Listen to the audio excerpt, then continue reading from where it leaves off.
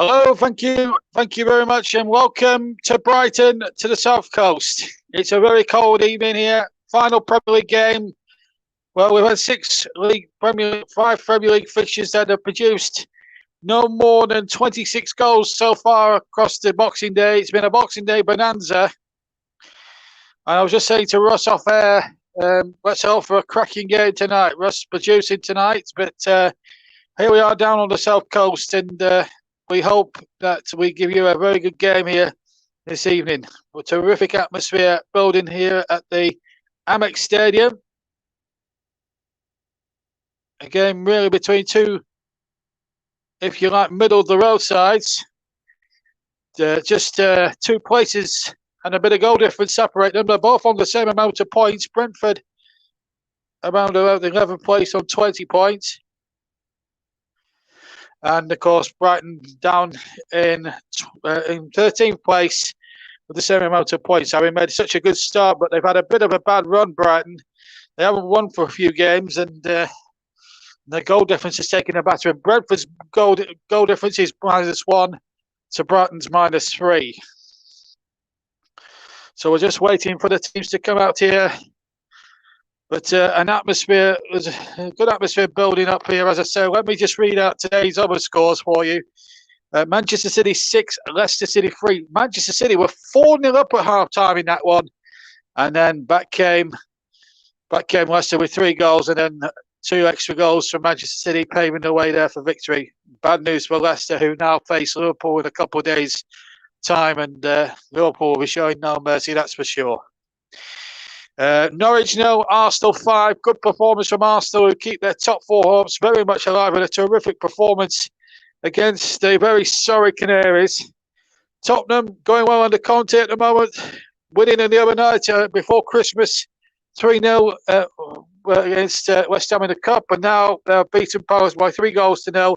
West Ham's dodgy little run continues, beaten 3-2 at home to Southampton, and then at Villa Park at tea time it finished Aston Villa 1, Chelsea 3. As Brighton entered the fray first, quite a number of Brentford supporters, about 1,800 of them, have travelled down from London to Brighton today.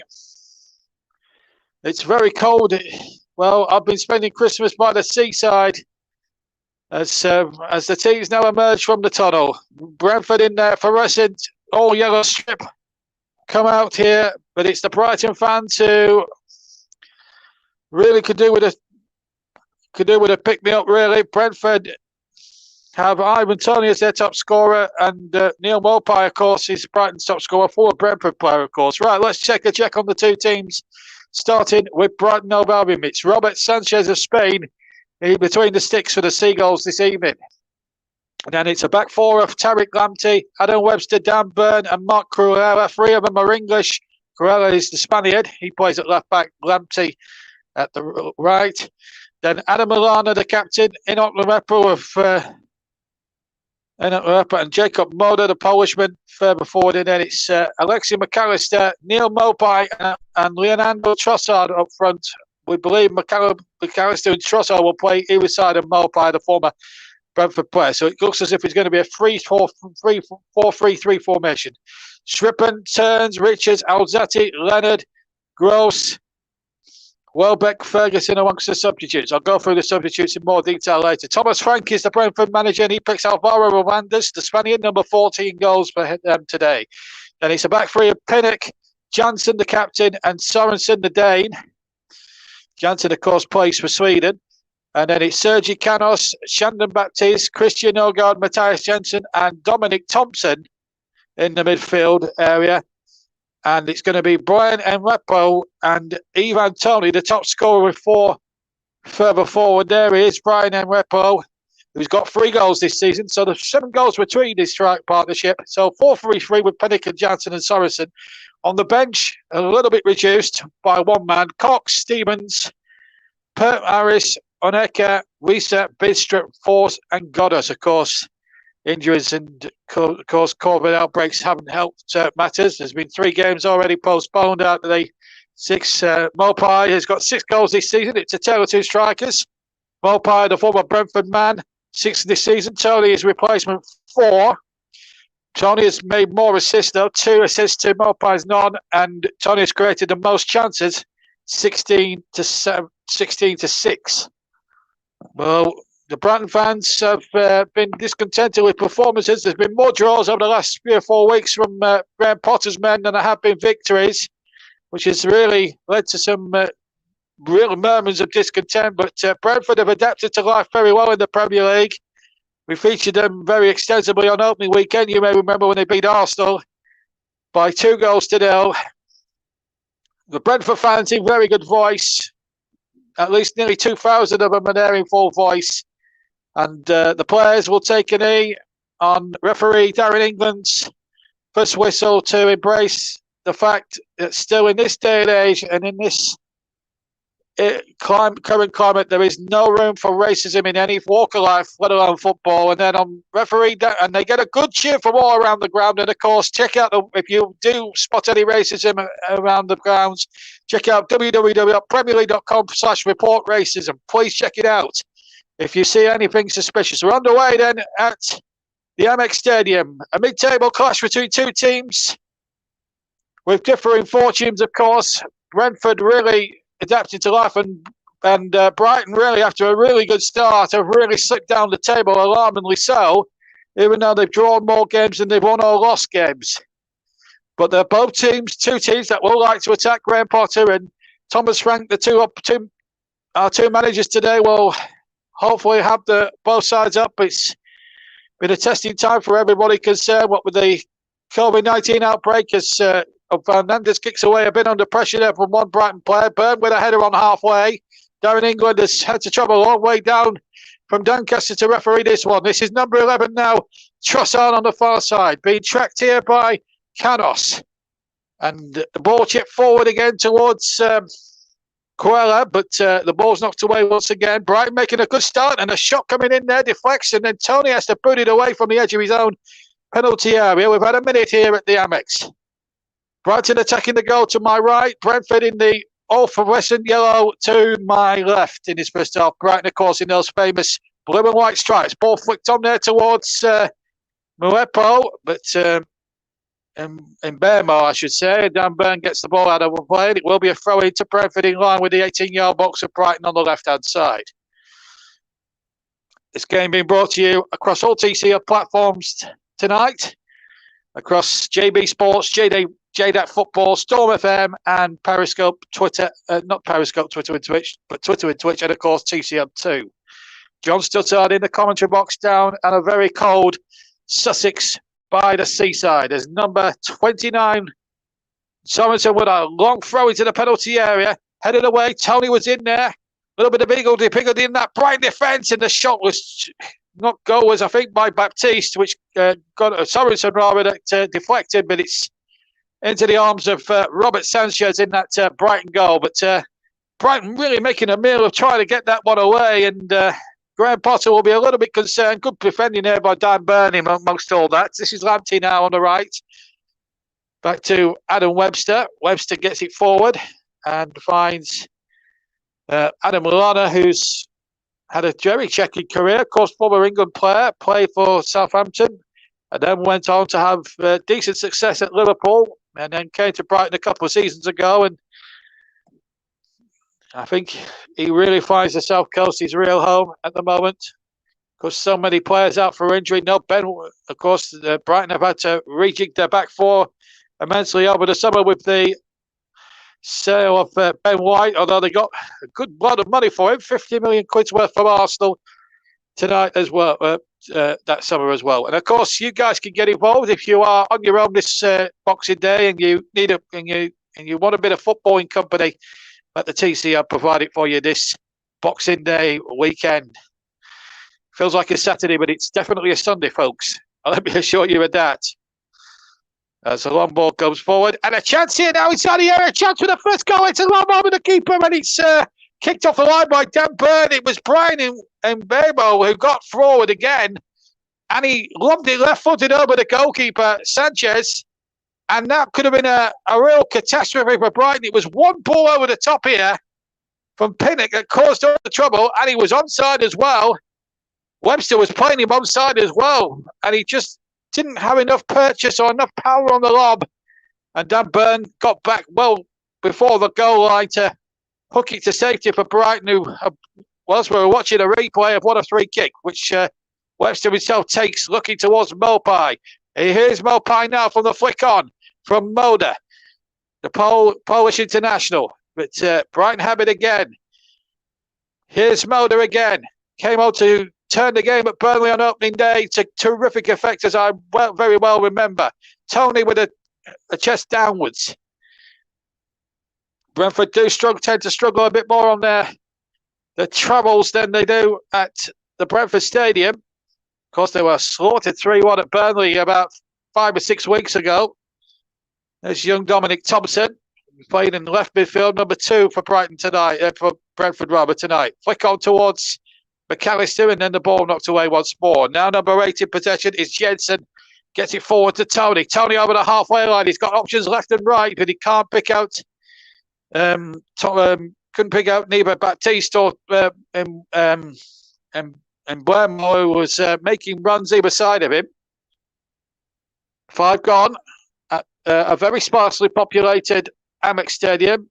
Lots of empty seats around the place. Of course, with the restrictions, of course, with the uncertainty of the world situation, or plus the fact that a lot of people might be isolating, or maybe a lot of people have dirty hangovers from the day before. Of course, everyone's been enjoying Christmas, of course, yesterday, and I hope you guys have had a fantastic Christmas as well, and spent it with all your families. Let's hope nobody has spent Christmas alone. And as I say, I wish everybody a very Merry Christmas series. Paul James says, good afternoon. Good afternoon to you, Paul. It's just me, JB, on the commentary box duty tonight. Hope we can keep you company over there in the United States. We're going around the world, incidentally, with this stream tonight. So welcome one and all around the world. Alan says Brentford will win. Well, you'll have to wait and see and find out, Alan. Well, we'll find out. Anyway, free kick given against Thompson, or throw given against Thompson, and Tarek Lamptey is going to take it on the Brighton right-hand side. And the inside, as I look here at this sparsely populated Amex ground, there's still good, probably about 15,000 inside. It's hosts about 26,000, this very new stadium. It's been up for about a decade or so. Ball played over the top now. Chance here now for Trossard now. Can you get it across into the penalty area? Hits Malpine and just bounces nicely for Alvaro Fernandez to take the ball very comfortably. And it's been a rip-roaring start to the game so far. Of course, 26 goals in the previous 5 games, 6-3 to Manchester City, if you didn't hear it earlier. And it's been that sort of afternoon really, where goals have just flooded in and flown in left, right, and centre. It really has been one of those occasions where it just has been one of those. It's been interesting all the way around, hasn't it?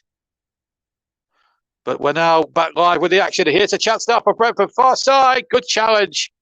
It needed to be there from the defender there. I think it was Webster getting back there, because Baptiste had stolen in on the far side, and that could have spelled catastrophe there for Brighton and Hove Albion. And Baptiste, a very good player. McAllister, in fact, got back there rather than Webster. It's like 8.5 minutes gone here at the Amex. And good old Sussex by the sea. Unfortunately, the pies down here, as a proper northerner, I'm not impressed with the southern aspect to pie making, or to cooking pies. The pies are not exactly what you call hot. As the corner comes in, be another corner, signalled by referee Darren England of Doncaster. Came off Kukwala. And it will be another chance now for Brentford, who, the London side, who have been very impressive so far this season, to reload again. Compliments to the season for you all if you're just tuning in here. Merry Christmas from all of us here at the TCM. Here comes another Brentford corner in towards the penalty area. Second in succession from the left-hand side, but it wasn't a very good corner. And the chance now for Brentford to reload. Shot from Tony. Could have gone anywhere. It might fall in there, and he's been hit over the top by Baptiste, who was right in there, and he hit it into the pitch, and then it just bloomed over. Could have gone anywhere, and again, Brighton struggling to win first and second balls all over the show. Tony with a miss-hit, Brighton all over the place, and at sea there.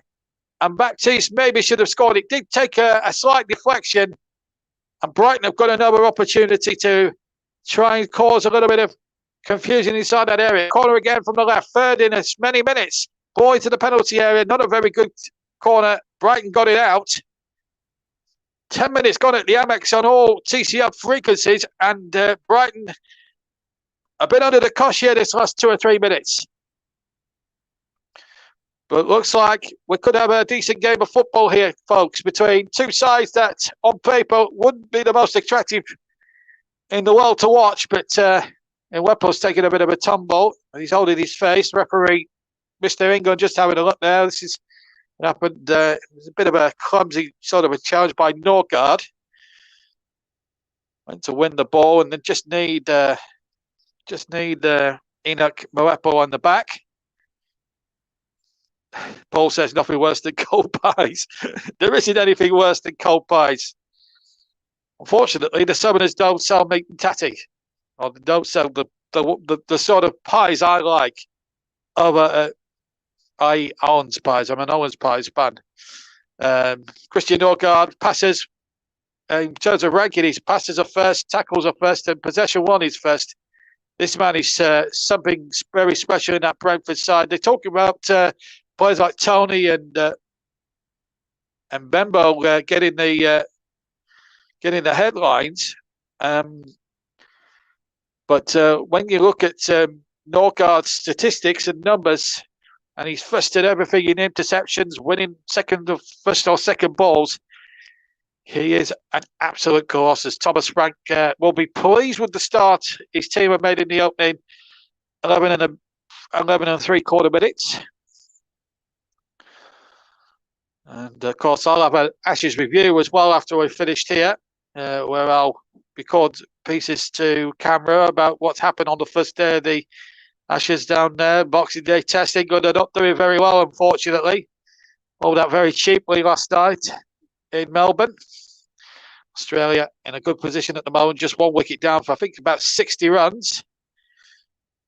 And I'm trying to count that off the top of my head. Second day's play kicks off at midnight UK time tonight. So we look at Graham Potter. He's had 36 draws since he was appointed as manager 2.5 years ago. 36 of them. And there is a school of thought amongst the Brighton supporters when I was down here this earlier today that they are not too happy with the way the team's performing. They've had creditable draws at places like West Ham and the like. So they're not afraid to take on more imperial opposition and really give them a good game. They try and play football the right way, and they play with a bit of style and a bit of class. Here's Lallana trying to get something going. It's a bit of a misplaced ball, which forces Cruella to just get the ball back to the goalkeeper. And it's knocked away again by Sanchez. Header back with interest there from Sorensen. Lamptey has it now midway inside his own half on the right-hand side. Tries to go past two Brentford defenders, two Brentford opponents, but can't be found. Was well tackled. Webster now gets it out to Cruella.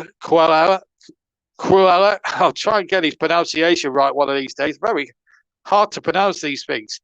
Don't forget, we've got Newcastle, Manchester United tomorrow night. That's with Mike Harneman, and he'll bring you that one live tomorrow. Plenty of pre-Christmas football coming up on the TC Hub and JB Sports, JDAT Football, Storm FM, TC Hub 2, and Twitter and Twitch over the next few days and weeks. And of course, we've got the FA Cup third round coming your way in just over a fortnight's time.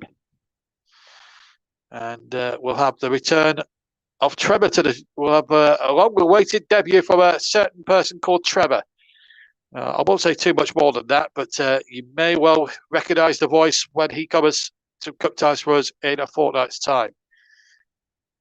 And hopefully we'll have Chris Whiteman as well, helping us out during Cup weekend as well. Some great ties coming up from the 6th onwards, starting with Swindon against Manchester City on the Friday night. Plenty of good football coming your way on the TC Hub.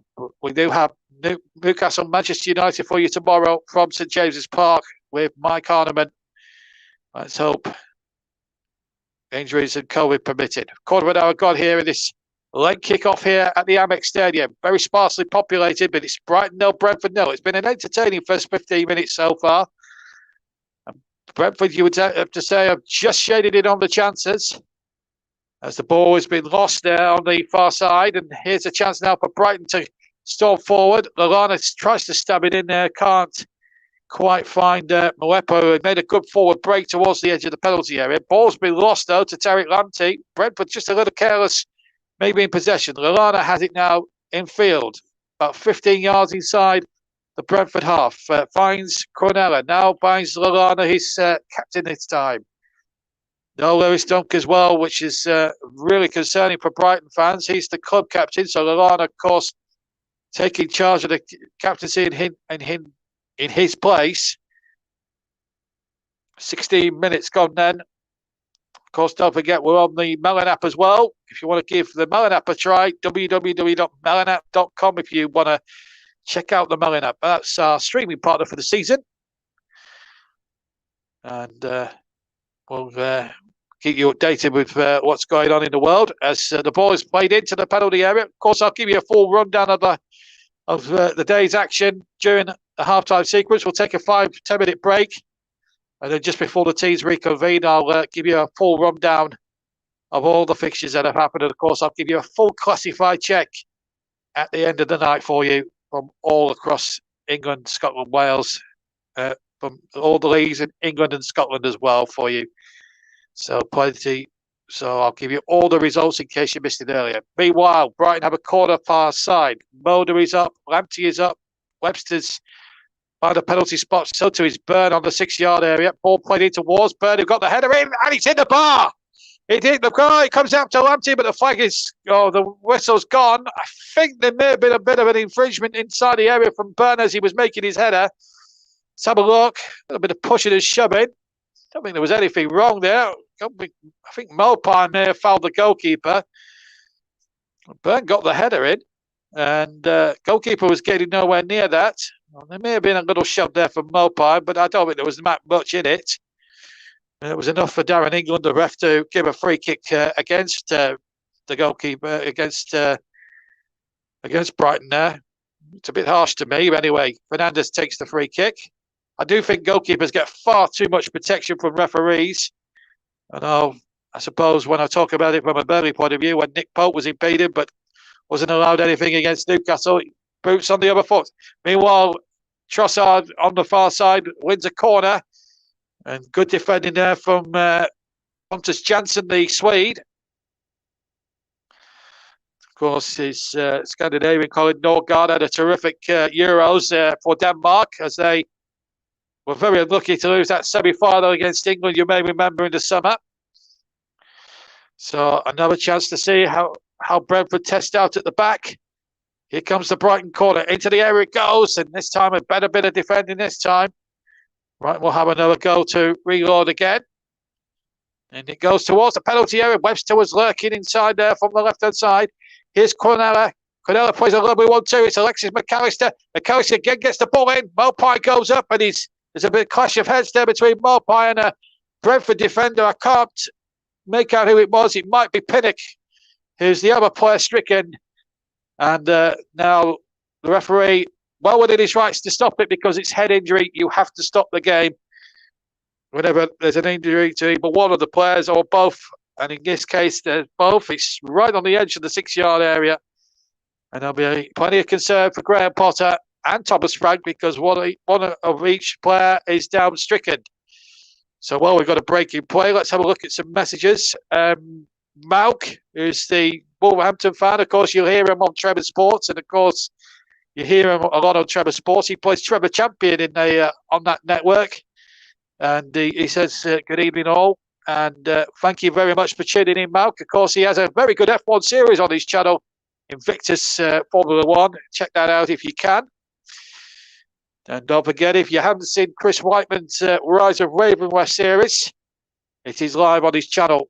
It's now up on his channel. He did the earlier live. If you have missed it, then please check that out at the Virtual Sports Network with CW. Of course, there's a trailer for Ravenwest if you click down the JB Sports channel. Dave Wright is on. He's a Brentford supporter. Good evening to you. Nice to have you with us, as Moepo getting some instructions there from Graham Potter. And Paul concurs that was a nasty edge injury. I am pleased to report that both Mopai and Pinnock are both okay to continue. And Tony Bloom, I'm just seeing in the crowd, the Brighton chairman, he's done a marvellous job at since taking over the championship, moving them from what was a very decapitated Wigdean Stadium, which of course was an athletics track, to get this stadium built. 26,000 now here in the farmer area of the town. It's an achievement for him, and then also a bigger achievement to get Brighton first of all into the Premier League. They had a few near misses getting in there. Quite a number of promotion attempts that didn't quite come off playoff failures, and then they got up as a second place team in 2017. Terrific really for the town, and a lot of people wrote them off at the start of their first season back in the top flight since '83, but they've been ever present since, and they've always stayed up, and that's credit to Tony Bloom. Of course, Chris Hughton got them back into the big time. Of course, lost his job at the end of in 2019. Graham Potter's taken over and has done a decent job as well. So there we go. And so 0-0 if you just joined us. We're coming up towards the halfway mark of the first half. Just to remind you that it's JB Johnston commentating for you tonight. No rest tonight. No Mike Harneman, but Mike will be with you tomorrow night. Don't forget, we've got live Premier League football again from St James's Park. Mike Harneman is making the return journey. He's gone up from, once he's finished his radio show tonight, he'll be going up to Geordieland for going up north to watch Manchester United against Newcastle tomorrow night. Kick off again 8 o'clock. That's a Monday night football. Although we've got football on a Sunday night for you from the Amex Stadium. No goals yet, but we've had 26 others in the Premier League today, which you'll be able to see on Match of the Day as Canos makes a good break down the far side. Good challenge again from Dan Burn. No compromising sort of challenge. Canos has been dumped to the ground. And the Brighton fans are not impressed with what they think is theatrics, but I'd like to see a replay of what happened there. But Canos making a nice burst, and the referee's had to stop it. Looks like an injury towards the Canos. Was it the left eye of Canos, perhaps? Well, we've had 23 gone. Just 1 or 2 stoppages for referee England at the moment. That's his name, Darren England, to give him his full name. Yorkshireman, gritty Yorkshireman from Doncaster. Just to run down the officials while we've got a stoppage in play. These 2 assistants are Eddie Smart and Mark Scholes. Keith Stroud's the 4th official. And John Brooks is the man at Stockley Park. And he may want to have a look at that elbow from Dan Burn there, potentially. But I think VAR are going to wave that away. I don't think it was too clear and obvious. Of course, clear those 3 little words that have given so many people a lot of talking points in recent weeks. Of course, it's on the officials, of course, the PGMOL have coming for a lot of stick from the football fraternity, including pundits like Alan Shearer for real horror decisions, especially at Tottenham last week, when he failed to send Harry Kane off, and Shearer had a right go at the referee that day and the VAR referee. But Anyway, let's hope we can bring some Christmas cheer and a few goals here down at the Amex. Here's Moda, the pole. Wins a corner on the near side. Can't keep it in Thompson. So a corner it is to Brighton. We're in blue and white stripes this evening. Brentford in the yellow, fluorescent yellow kit. Look like a bunch of security guards in those. Bunch of stewards really in those away kits. I find that baffling, the choice of yellow for away kit. Just doesn't make sense to me. Anyway, 25 minutes almost gone. Here comes McAllister's corner. It's a decent one. Brentford got enough bodies in there to get it away. Still 0-0. Ball fell into the area, but it was too close to the goalkeeper. Brighton player had gone down in the box. It was Dan Burn, but I think he was looking for a penalty rather than believing he should have had one. And there was no problems there. Paul's been back on, and he says that he watches the Bundesliga, and it seems to work fine there.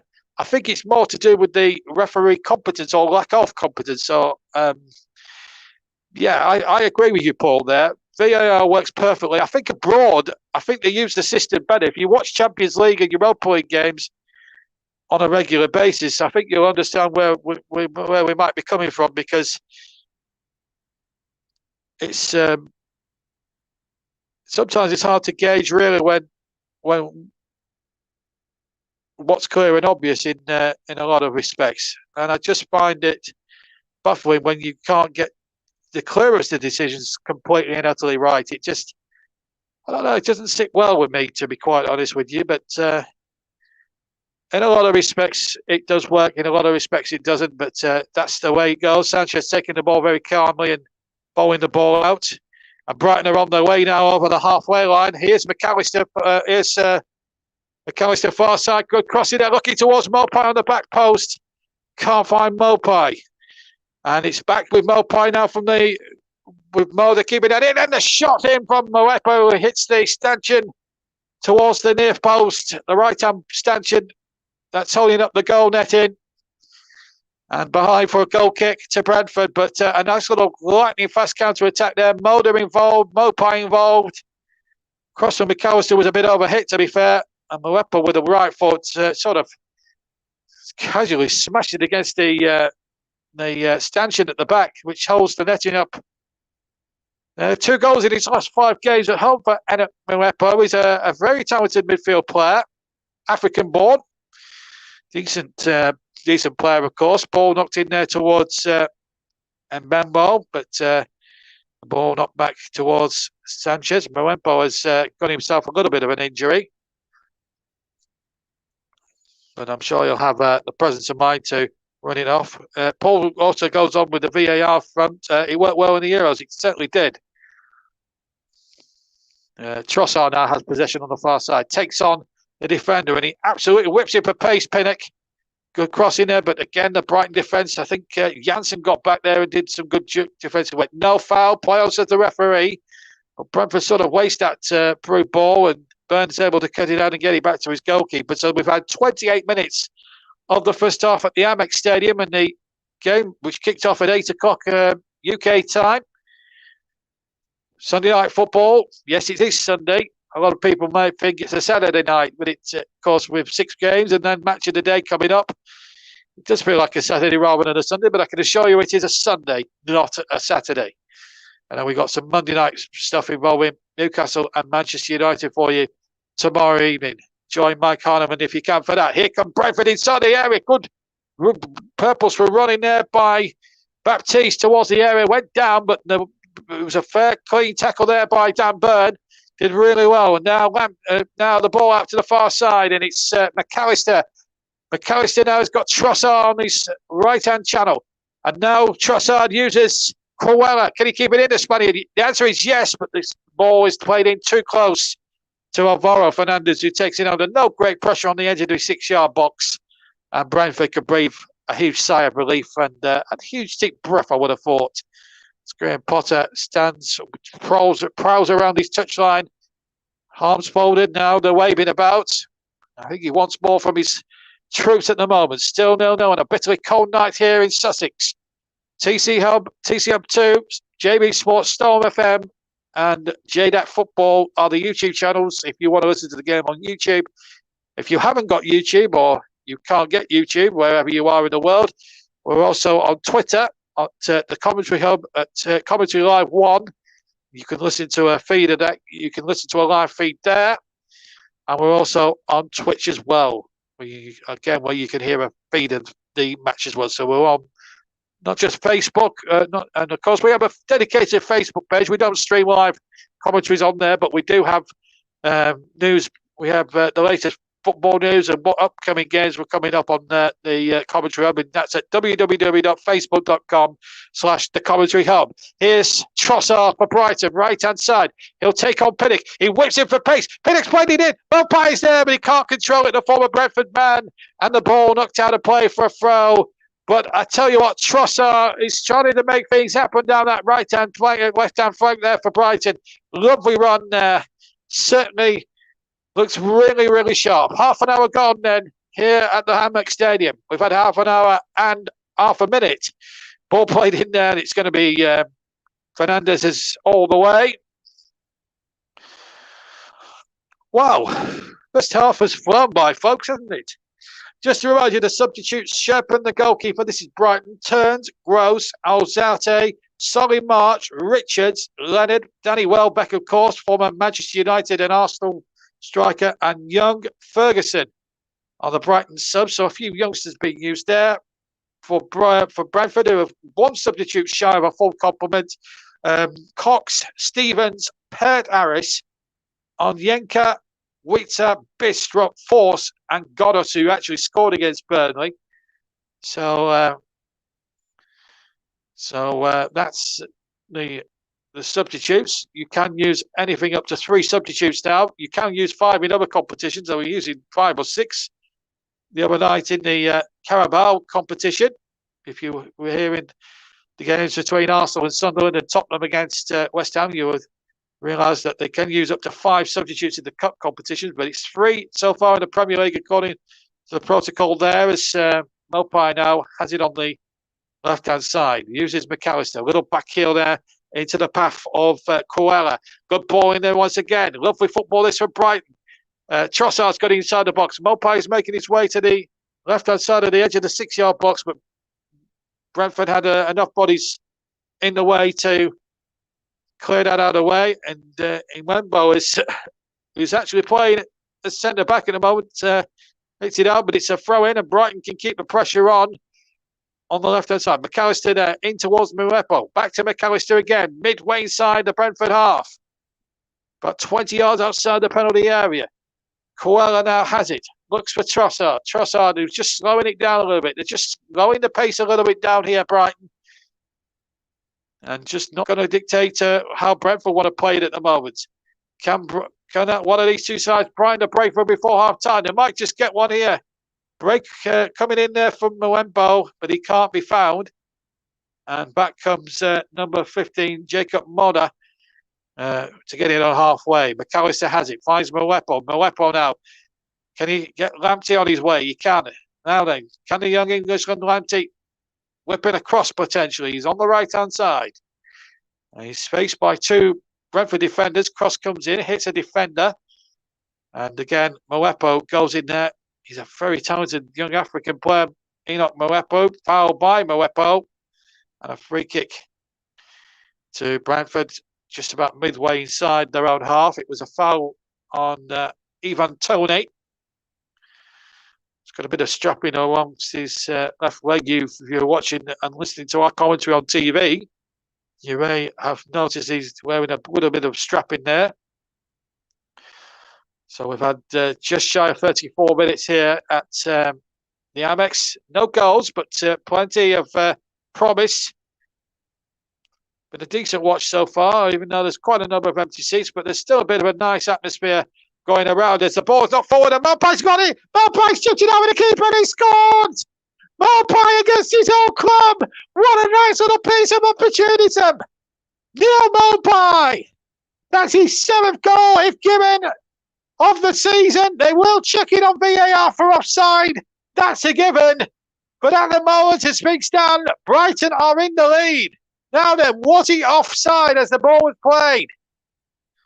This is the crucial question. No, he wasn't. He's level for me. I think that's a perfectly legitimate goal. And then with the right foot, lobs it over Fernandez and into the back of the net. We have a goal here at the MX Stadium. Make that goal 27 for the day. It's Trossard, in fact, who scores, not Mopai. So it's Trossard's 4th goal of the season. I do apologise. Trossard, the scorer.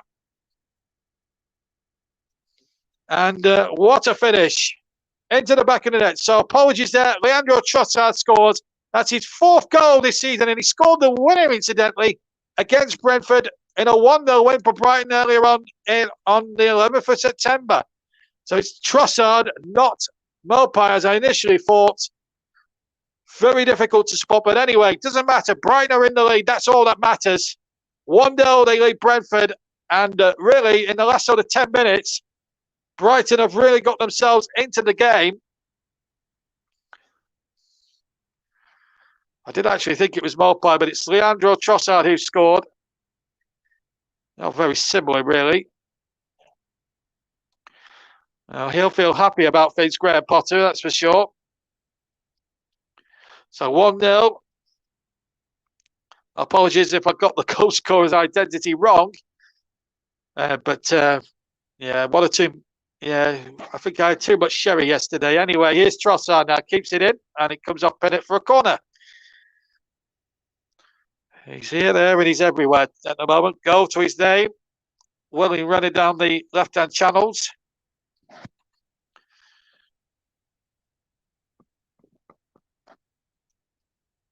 It means now that the goal tally goes to 28.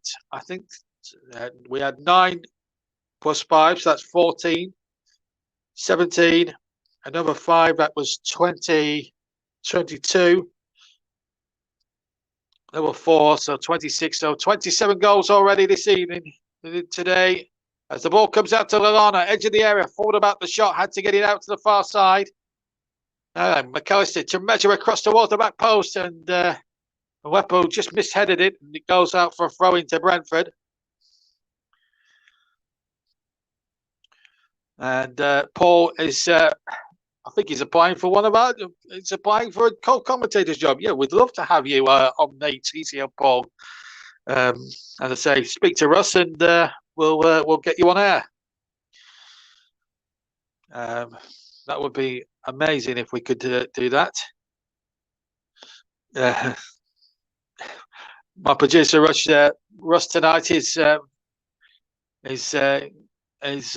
putting me at ease there. Every commentator gets it wrong. Yeah, that's true. But we do a sterling job on the TC Hub. So apologies again if I got the score wrong. But I did honestly think it was Mopai. But anyway, doesn't matter. Trossard scores his 4th goal of the season. Now I can tell you with great assurity, this is Mopai going forward. Now, is that a foul there? It is by Sorensen. And the yellow card's going to come out from referee England. And I've got to be honest, I think that's a very, very, very harsh decision. I think a free kick may have sufficed here. There's definitely a bit of shirt tugging there. And, I think Mopai makes a bit more of it than it needed to be. I'll be honest with you. And I think that's why I'm a little bit bemused why Mads Sorensen has been booked there. But the Dane has gone in the book. That's only his first yellow card of the season anyway. But it's a very, very unfortunate one for him to pick up.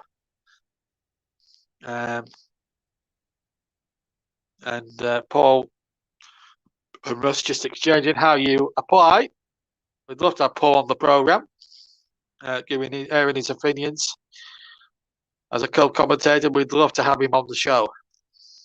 Right, free kick to Brighton. 38 gone at the MX on all TCL platforms.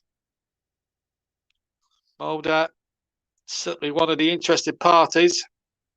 So too is the effort from McAllister that just whistles over the top of the bar. I think Fernandez would have had that covered. Stepped up just to the right of centre as he struck it. It was right-footed. I think it might have just hit the roof of the netting. Yeah, he did. Anyway, we're coming up towards the last 6 minutes of the first half here on all TCL platforms. A goal from Leandro Trossard giving Brighton the lead. Of course, Brighton could leapfrog Brentford in the Premier League, of course. They go to 23 points with a win here this evening. Moepo now, good running by him. Moepo's cross looking towards Mopai. Mopai might get a second chance. And the header comes in. Oh, it's good effort there from McAllister. Hits it right-footed, the Argentine, and it just blazes over the top into the Brentford fans away for a goal kick to the London side. But Brentford, having had a decent first 20 minutes, have been rather ragged. It's been a first half really a two halves. Brentford didn't really started well. We're going to see a change here. So Visa is going to come on for Mbembo, which is a real shame. He did pick up a bit of a knock earlier. I don't think he could run it off. And Thomas Frank has made a conscious decision just to take him off. So Mbembo comes off, and Johan Visa now takes his place in the Brentford attack. So that's not a real. That's a real bloody ball for Brentford, who are already short on numbers, as I said. They're one substitute light on their bench. Couldn't put a full set of substitutes out. Of course, you've got to have a squad of 14 to fulfil a fixture these days under the Premier League ruling. And a number of Premier League clubs have had a lot of suspiciously amount of injuries and then suspected COVID cases. Still haven't had word from Watford who was affected that called off the game a week and a half ago against Burnley. I'd like to know who was down with COVID and how many players. And then of course, Aston Villa played, haven't they? So I don't understand why games are getting called off left, right, and centre. I think Burnley and Everton should have gone ahead today, but that's just my opinion. Meanwhile, here at the Amex, a chance here for the two is there from Mopai this time. Right footed, and he does score against his old club. We certainly got that one right, all right. It's Neil Mopai from the edge of the area. It's just shot in like an arrow into the top right-hand corner. And Brighton make it 2-0. And have really taken a firm grip on this game. And as things stand, they will leapfrog Brentford in the table. And in fact, we'll go level with them on goal difference as well as things stand too. Lovely football again. No doubt at all that the flag was up, staying down here. Mopai took it here on the edge of the area. Brentford really didn't get themselves set defensively. Maybe a question mark, maybe against Mulder, maybe potentially offside, but I don't think it'll be. I don't think they'll worry about that too much down at Stockley Park. If I'm being honest, the goal stands, and Neil Mopai this time just scored his seventh of the season, and has scored in his last 3 Premier League games. So Brentford, having made a bright start, now find themselves 2 goals down. Tony's now been penalised. The collision with Tariq Lamptey. And it was a beautiful finished ball, I agree. Brighton in the last sort of 15 minutes have been very good value for what they've done there. Brentford had chances at the start of the half, didn't take them. And you've got to say, Brighton have punished them for it. And, fair play to these Seagulls. They've been really good value for their 2-goal lead. So 4 goals for Trossard this season. And now 7 for Neil Mopai, who does, this time at the second time of asking, from my point of view, gets a goal against his old club. And the Brentford fans who are in good voice now, a bit quiet away to my right-hand side, and it's the Brighton fans, even though there's not a full house here.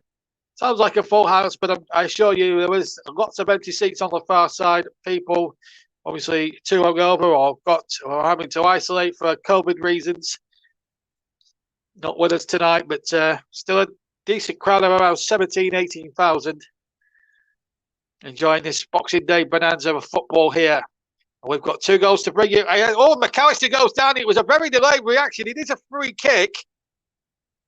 And now then, the referee I think there was a bit of a delayed reaction from McAllister. He certainly was being tugged, and then there was a slight second or two, and then he went over as if he'd been shot by Lee Harvey Oswald. But referee wants to book one of the players. It was Norgard. Let's have a closer inspection. McAllister playing a 1-2.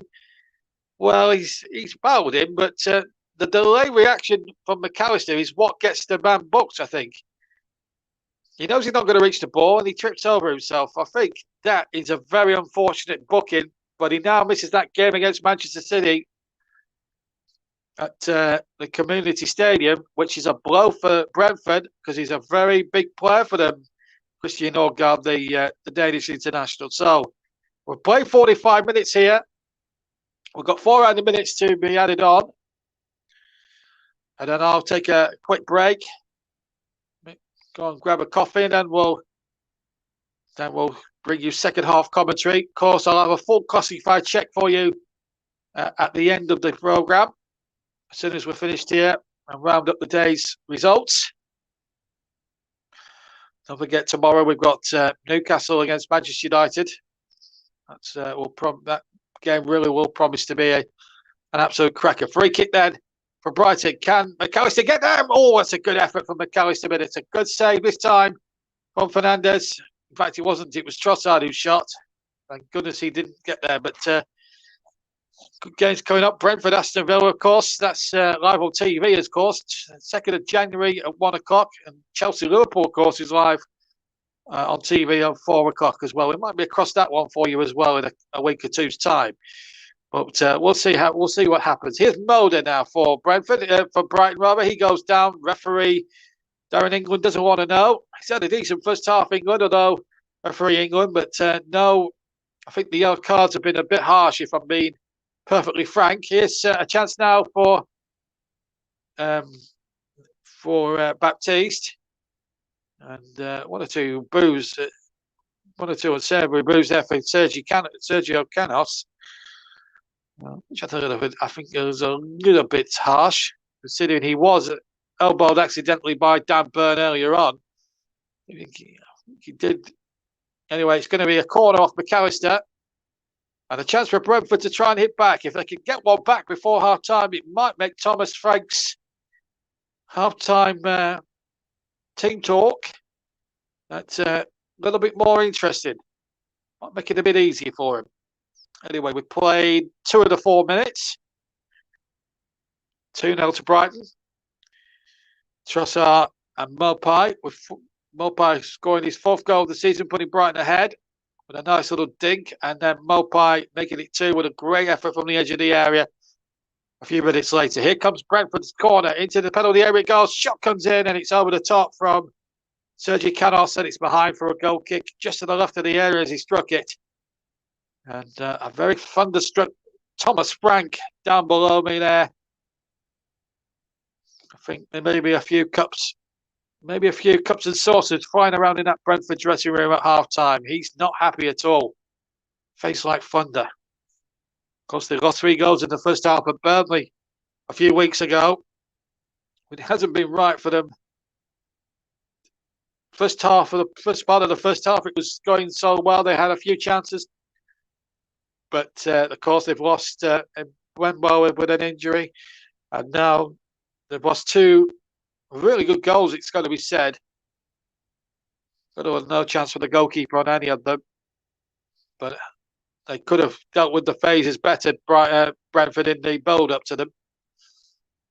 And Thomas Frank is a guy that will always be frank, if you pardon the pun of, I'm being honest, that... you look at the individual errors, or look at how they could have stifled the Brighton approach play better rather than the quality of the goals. This is Tony now. Can Brighton just get somebody towards the end of the first half? Thompson with a cross in, gets a second chance off his opposite number, Lamptey. Now number 8 has it now that's Jensen, but he's lost it to Moepo. We're played just about the 4 minutes. Moepo now carries it. He's got Trossard on the far side, trying to thread it through to Trossard, just couldn't succeed. And as he tried to do that, the referee, Darren England from Doncaster Bros for half-time. So Leandro Trossard and Neil Mopai, the scorers towards the end of what really was a very competitive first 45 minutes here at the Amex Stadium. Brentford certainly had the better of the first period of the first half, and then it was in the second period of the first half. Brighton really took control, and there were two marvellous finishes from Trossard and Mopai. Mopai scoring against his old club. Just to remind you, Trossard's got his fourth of the season. Mopai's got his seventh of the season. He's definitely by far now Brighton's top scorer. And those two goals from those two lads are the real difference between these two sides at half time. Half time here.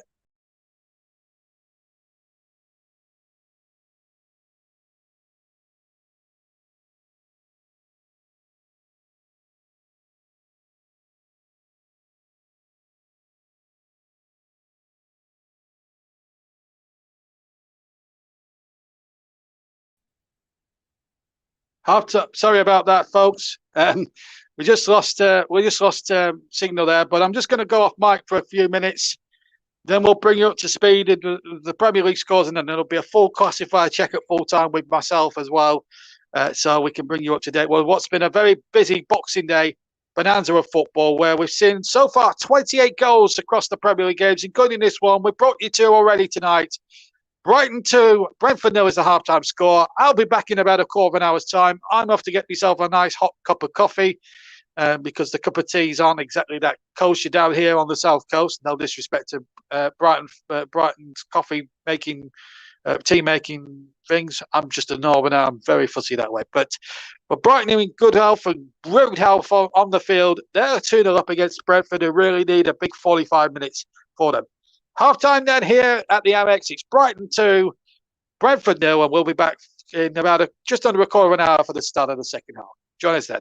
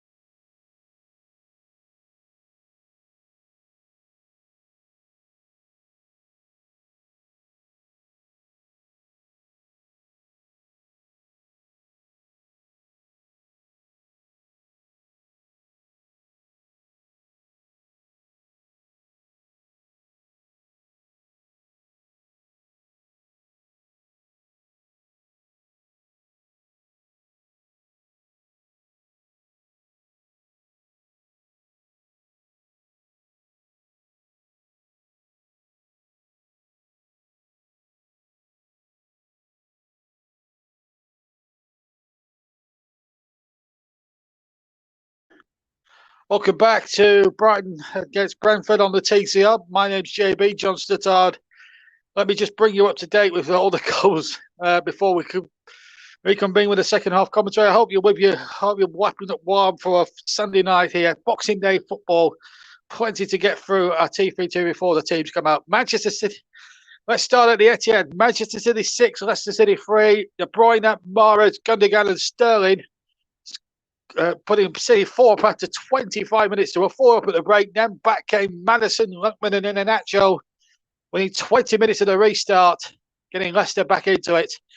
But then a late penalty from Raheem. Then Aymeric Laporte made it 5-3 with 20 minutes to go. And then Sterling with a penalty 3 minutes from time, sealing the victory there by 6-3 for Manchester City. There was another 5 goals for Arsenal today as their great form continues. I'm sure Mike will be delighted about that. A brace for Saka on 67 minutes. Tierney making it 2 on 44. Lacazette making it 4 on 84 for a penalty. And then Emile Smith Rowe in the second minute of stoppage time, making the scoreline very convincing for Arsenal. Tottenham under good form, but Will Sahar was sent off on 37 minutes. That was after Harry Kane had put Tottenham ahead. Rare goal for him in the Premier League.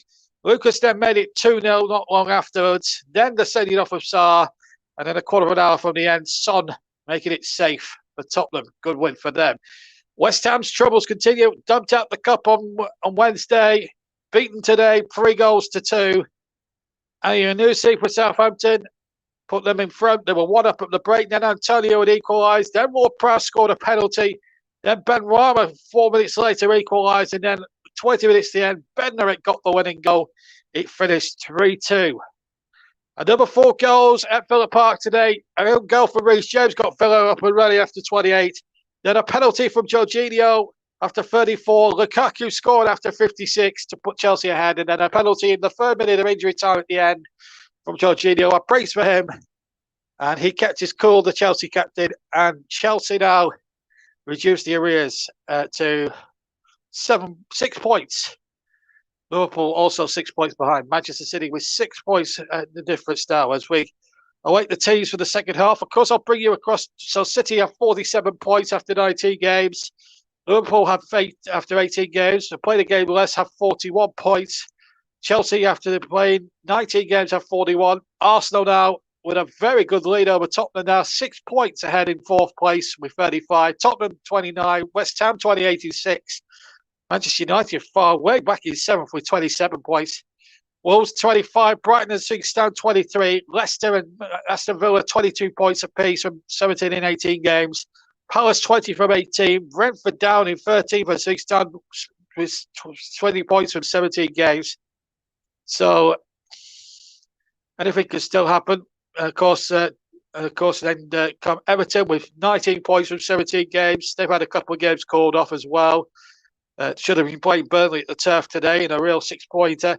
These are 16th with 16 points from 18 games. Watford then was 13 points from 16, 4th from bottom. Then come Burnley, 11 points from 15. So plenty of games for the Clarets to make up.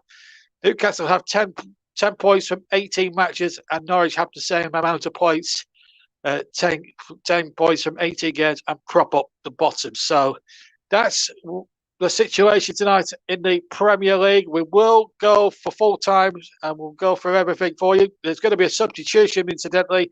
Danny Welbeck's going to replace Leandro Trossard at the start of the second half. The team's now back out onto the field. We've now caught up with everything. And Danny Welbeck replaces Trossard. I'm assuming that Trossard, the Belgian, has got some kind of injury, but we'll soon find out. And there's another change as well for Brentford. Jensen is off, and Fran Onyeka is on now on the Nigerian. Let's just say we'll have to see how he goes on. So we're underway. So 2 substitutions out of 3 used by Brentford, 1 used by Brighton at half time. We're back underway, and it's Brentford in those the old yellow shirts, and there might be a chance here for Brighton. The ball played forward towards Mopai, but I think the flag might have got up for offside, and in fact, it is. And I just hope they get rid of this stupid offside law where you have to wait for the play to stop before being flagged offside. It's ridiculous.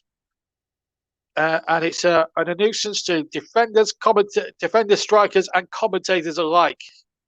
The sooner we get rid of that silly offside law that we have in place now, we replace it with something a bit more simple, like if it's beyond the defender, put the flag up and stop the game immediately. That would be a lot easier in the long run.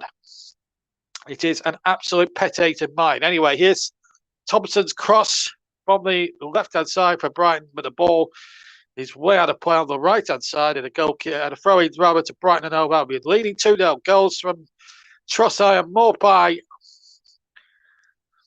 proving the difference, but Trossard has now been replaced by Danny Welbeck. I wonder if it's just basically with the next 3 games in mind. So let's just reconvene the teams. Sanchez in goal for Brighton. Back forward, Lamptey, Webster, Byrne and Kukrala. And then it's Lallana, Mwepo and Moden.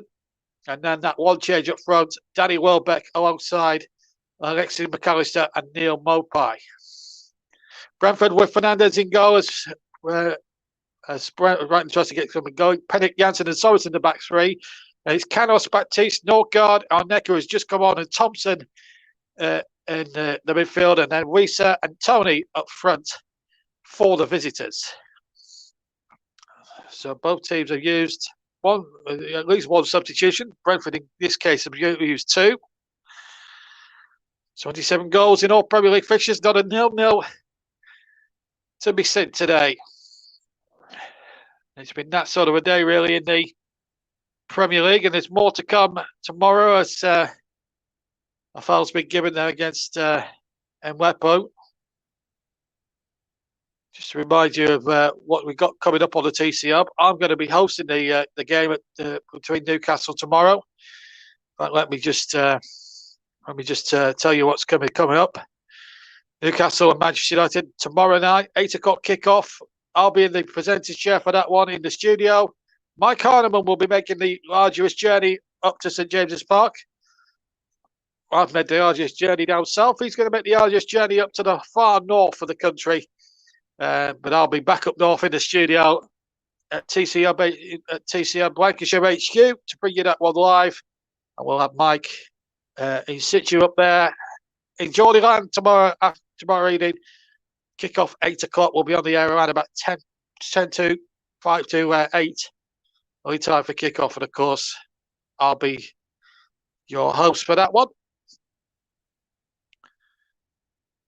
As Brentford now trying to build from the back. 2 goals down. They need to really hook it forward as much as they can now. Thomas Frank, of course, will be very frustrated. They did start the first half really brightly. Had a couple of good opportunities. Didn't take them. And Brighton, you have to say, punished them forward as Welbeck goes on a sortie. Former England international, very much out of favour now.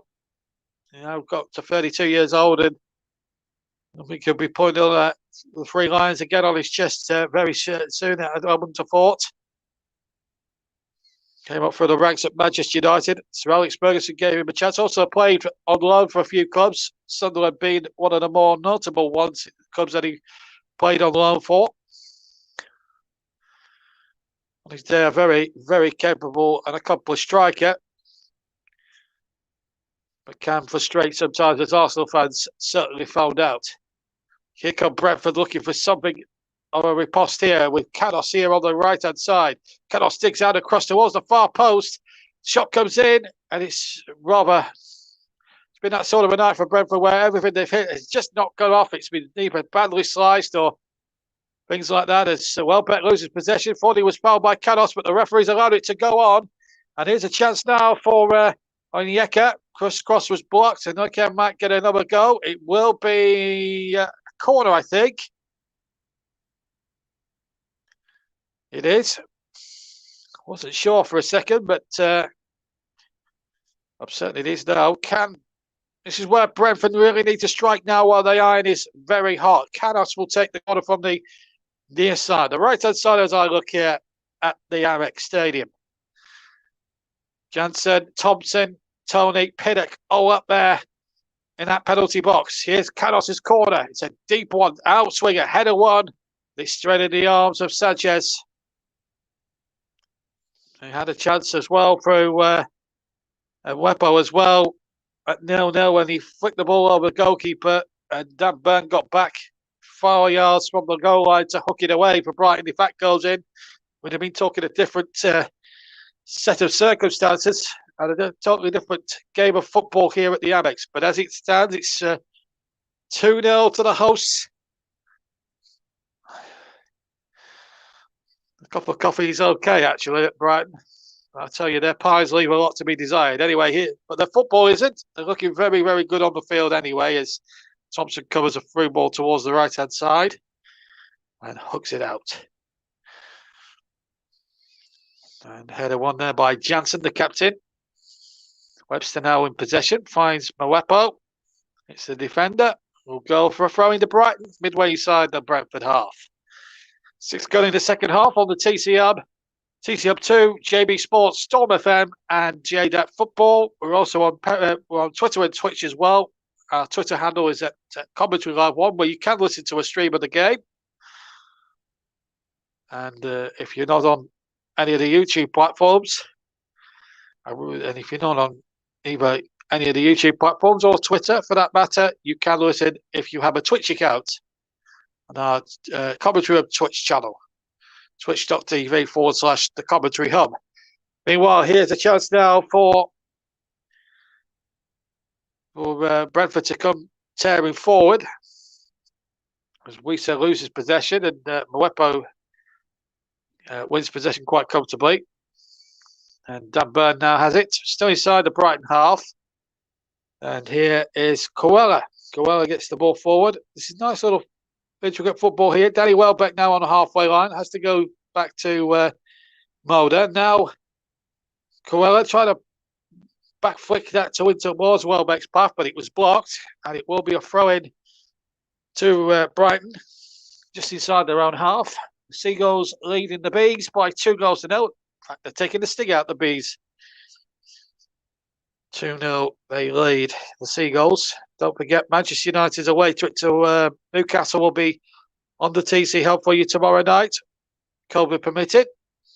Me and Mike Arneman will be bringing you that live. I'll be bringing it from the warm comforts of the studio. Mike will be experiencing a cold night up in Newcastle, and I had to experience one when me and Chris Whiteman were at Gateshead 2 or 3 weeks ago for an FA Cup game. Anyway, Coella played the ball back into the penalty area. Chances here for Mopa on his left foot, but the angle was tight to the left of goal, and he hits it into the crowd for a goal kick. And he can afford himself, I suppose, a wry smile on his face, really, because he didn't hit it as well as he would have liked, and then the angle had died on him. It was the left of goal as he tried to strike it with the left foot and just got it all wrong. But as I said, the angle would have died on him anyway. Header flicked on there by number 5 for Brentford, or Norgard, I should say. Sorry, Pinnock wears number 5. He flicked the ball on. Jansen has it now inside his own half. 54 minutes of the second half played on all TCM platforms.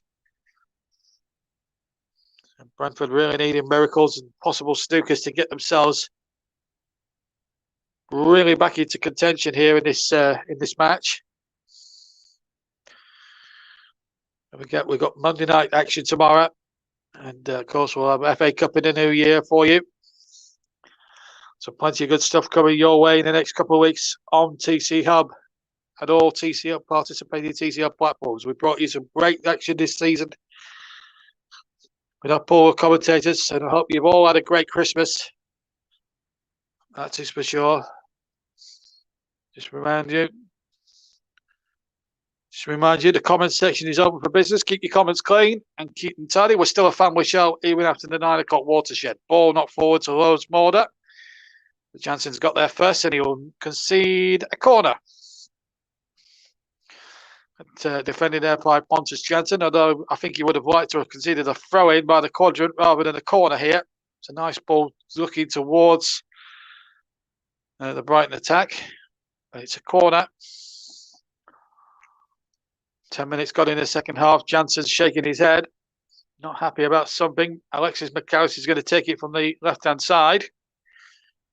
Remember, Brighton leading by 2-0. Trossard and Mopai with their 4th and 7 goals of the season. Here's McAllister's corner into the penalty area. Comes out to the edge of the area, and Lallana has to go back to Lamptey, and Lamptey goes back to Koala. Koala gets it out to Moda.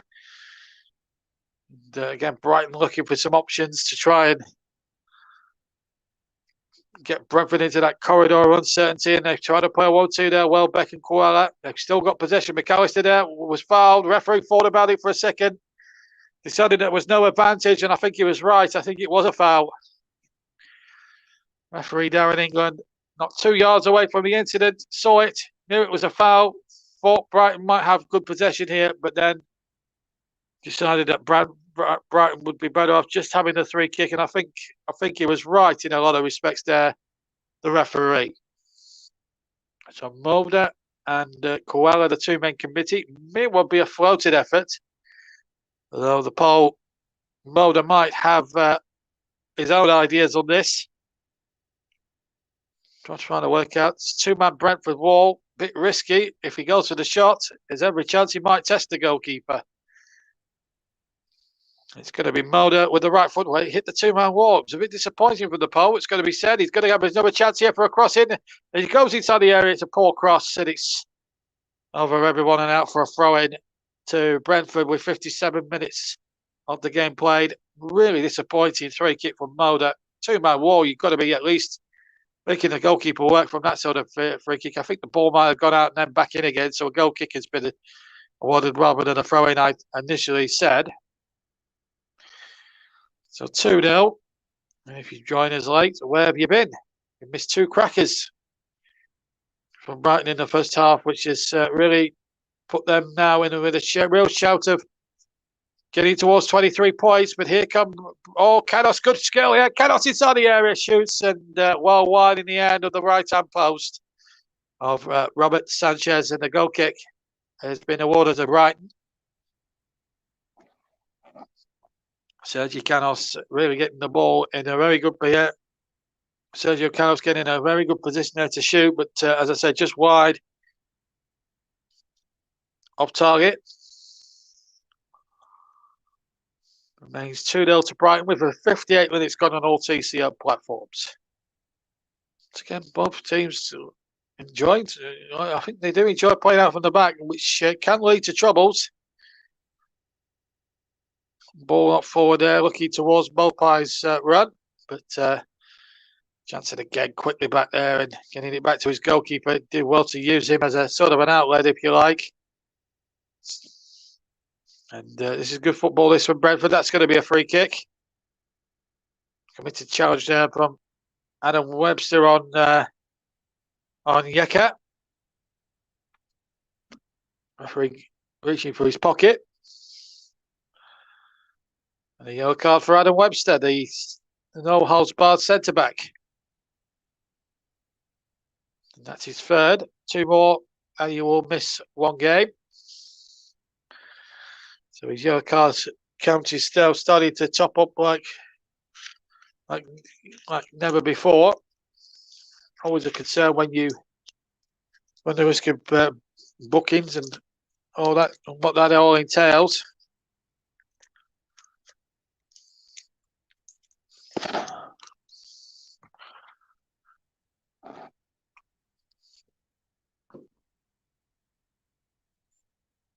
Still 2-0 if you just joined us. Both goals coming in the first half. Here's Tony now. Seizing on a mistake, and here's a big chance now if they can make this pay. It's Wieser. Shot comes in. Oh, deflected. It's a great save from Sanchez, going the wrong way to deny Shandon Baptiste, who hit it right-footed. Must have been from about 20 yards out. It was a mistake really for Brighton whilst having comfortable possession, which gave Brighton the opportunity. Wieser with the ball back, Baptiste taking it well. And there may have been a slight deflection, and Sanchez was going towards his left-hand side, but hit Byrne and made the save that bit more awkward, and it came off his left leg and shot over the bar like a rocket. And it's a corner kick. Canos to take it. And it goes towards the near post. Headed away once more. It'll come here Once again for Canos from a header down by Onyeka. Here comes the corner, and cross coming in, and a brilliant save on the line by Sanchez. Header came in, Sanchez has hurt his right elbow there. Good header, down into the ground, and Robert Sanchez has hurt himself. Lovely cross this from Canos, causing a lot of trouble there. There's the header one, great save. I'll get a clue who it was actually. Can't tell. Don't know who got the header in. Hard to tell. Sanchez definitely, what we can tell, collided with a post. And has really hurt himself. He's back up on his feet. I'm pleased to report.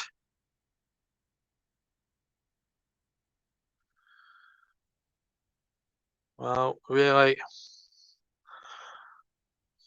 as we look at Maupai's touch back, he's had a lot of touches inside that Brentford half in the game during the 61 minutes that we've been playing. Not a believer in those sort of statistics. Even Tony's had quite a number of touches in the opposition half, but they've been a bit more deeper than I think he would have expected to be.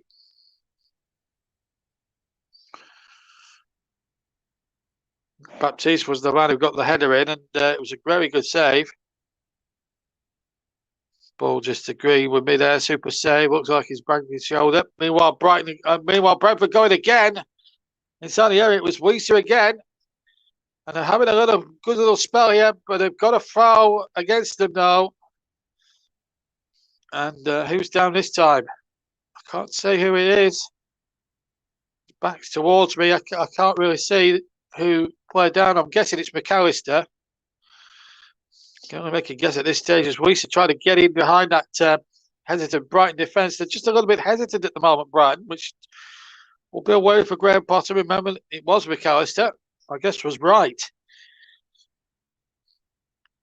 Thomas Frank knows 2 goals in the next half an hour could be a good turning point for them. Sanchez now takes the 3 kick. McAllister was fouled. The one from Brighton would settle the game as a contest, an out-and-out contest. And Ivan Toney has not really got into the game at all. However, he has won a 3 kick 5 yards short of halfway. And this time, Alexis McAllister is the guilty party.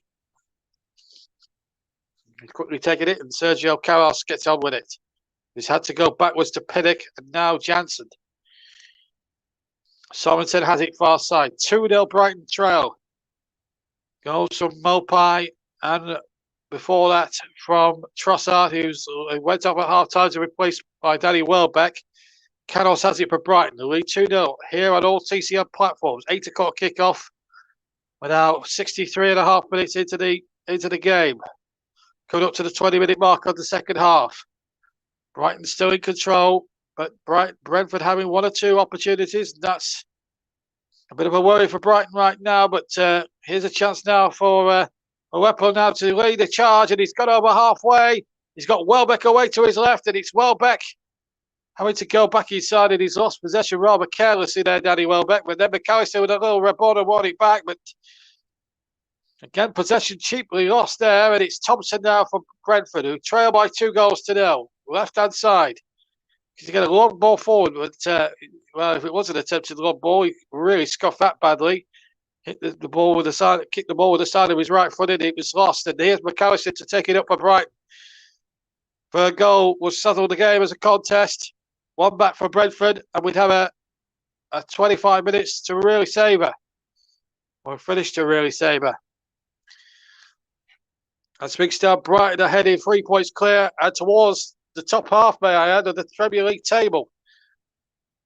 And that'll be will be a delight for Graham Potter. His team have really been tumbling down the table. So many draws.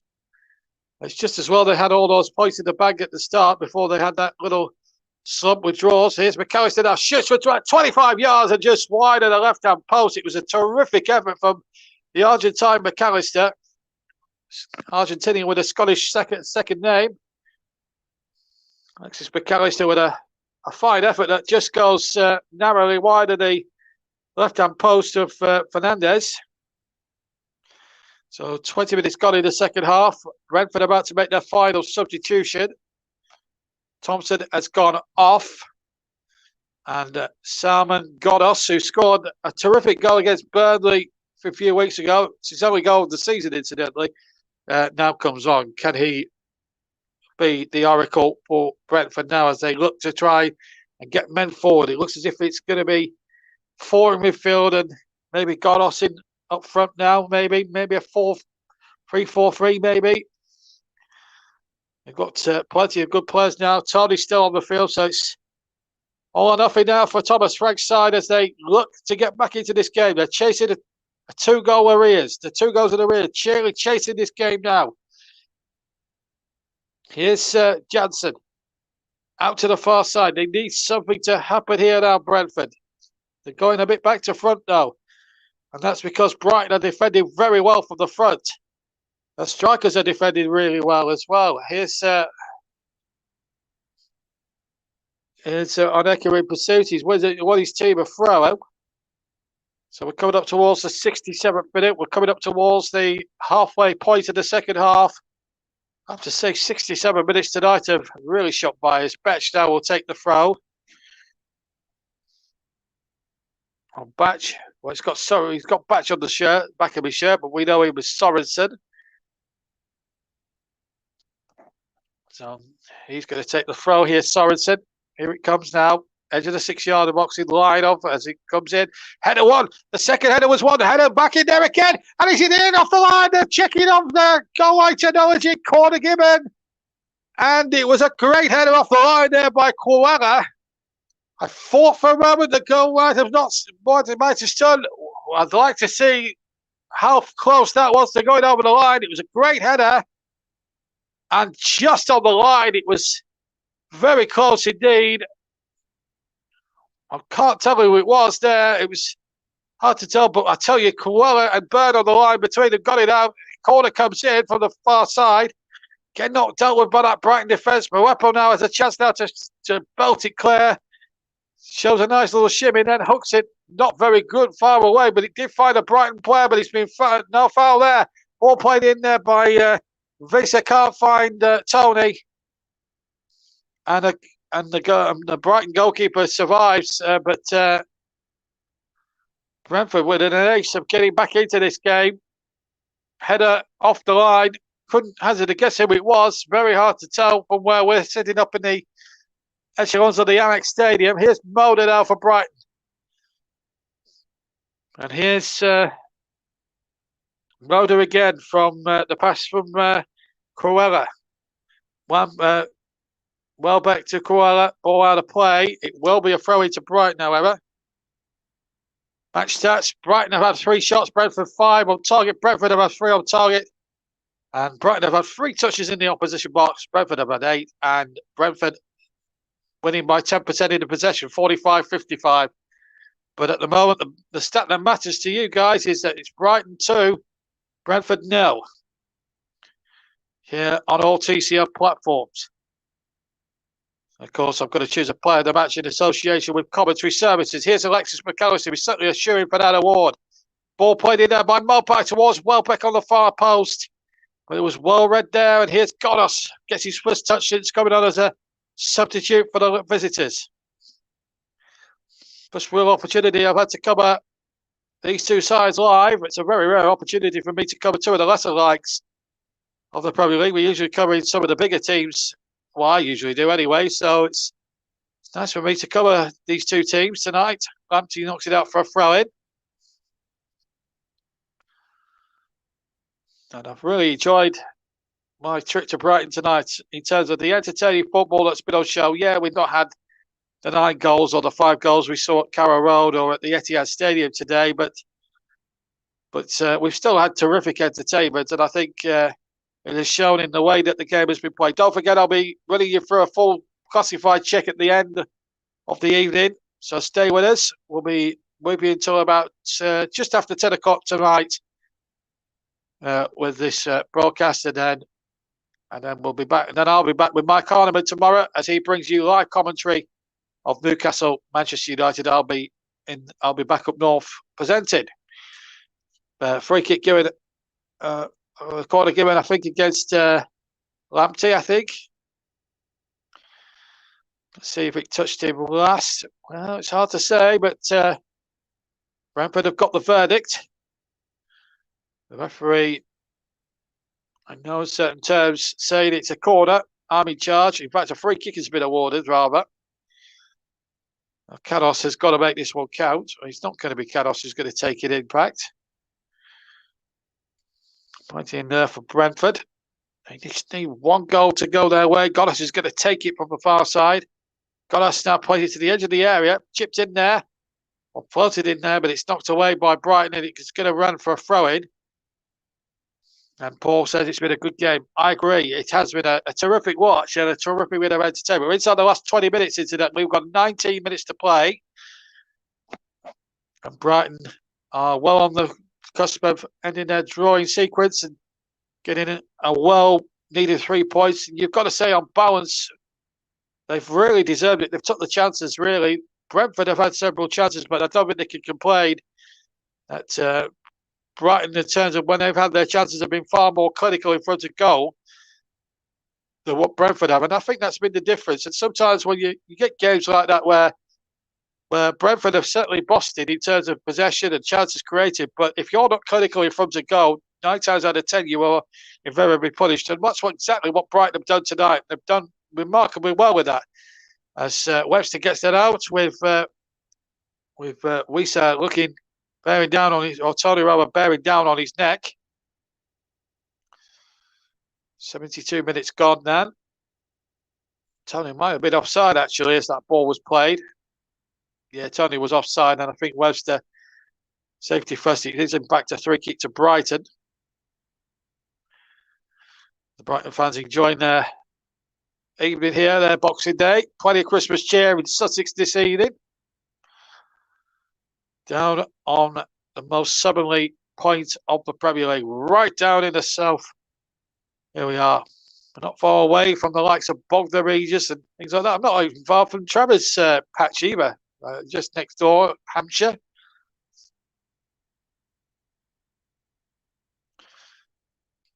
But it's been an interesting evening's entertainment down on the south coast. Brighton, the second most famous seaside town. Behind, of course, the Las Vegas of the north, Blackpool. I think Blackpool will always have over Brighton in terms of seaside towns. It's, you know, is a famous tower and a world famous one. It's certainly one of the 8 wonders of the world if you're a Lancastrian, that's for sure. Here's McAllister now for Brighton, leading 2-0. Remember here at the Amex. Coelho with a cross towards the far post. There might have been a bit of push there, and Welbeck, the referee, didn't want to know, and then the shot back in was way over the top from Adam Lallana, of all people, who can score the spectacular goal on his day. Referee Darren England didn't want to know about any potential penalty appeals, although there was a little bit of a wrestle there with Welbeck, but Lallana knew as soon as he hit it was going into the stand rather into the back of the net. Coming up towards 16 minutes from the end then. Don't forget, we'll have a full classified check. I know it's a bit late in the evening to have a classified check, but we'll keep you updated because it's been a busy period of Boxing Day action, and we at the TCL always endeavour to bring you up to date with what's been happening during the day. We've got a very good game at St James's Park to bring you. I'll be in the Lancashire base of the TCL. Mike Ornament up at St James's Park is Burn. It's a clearance downfield. It's out for a throw into Brentford.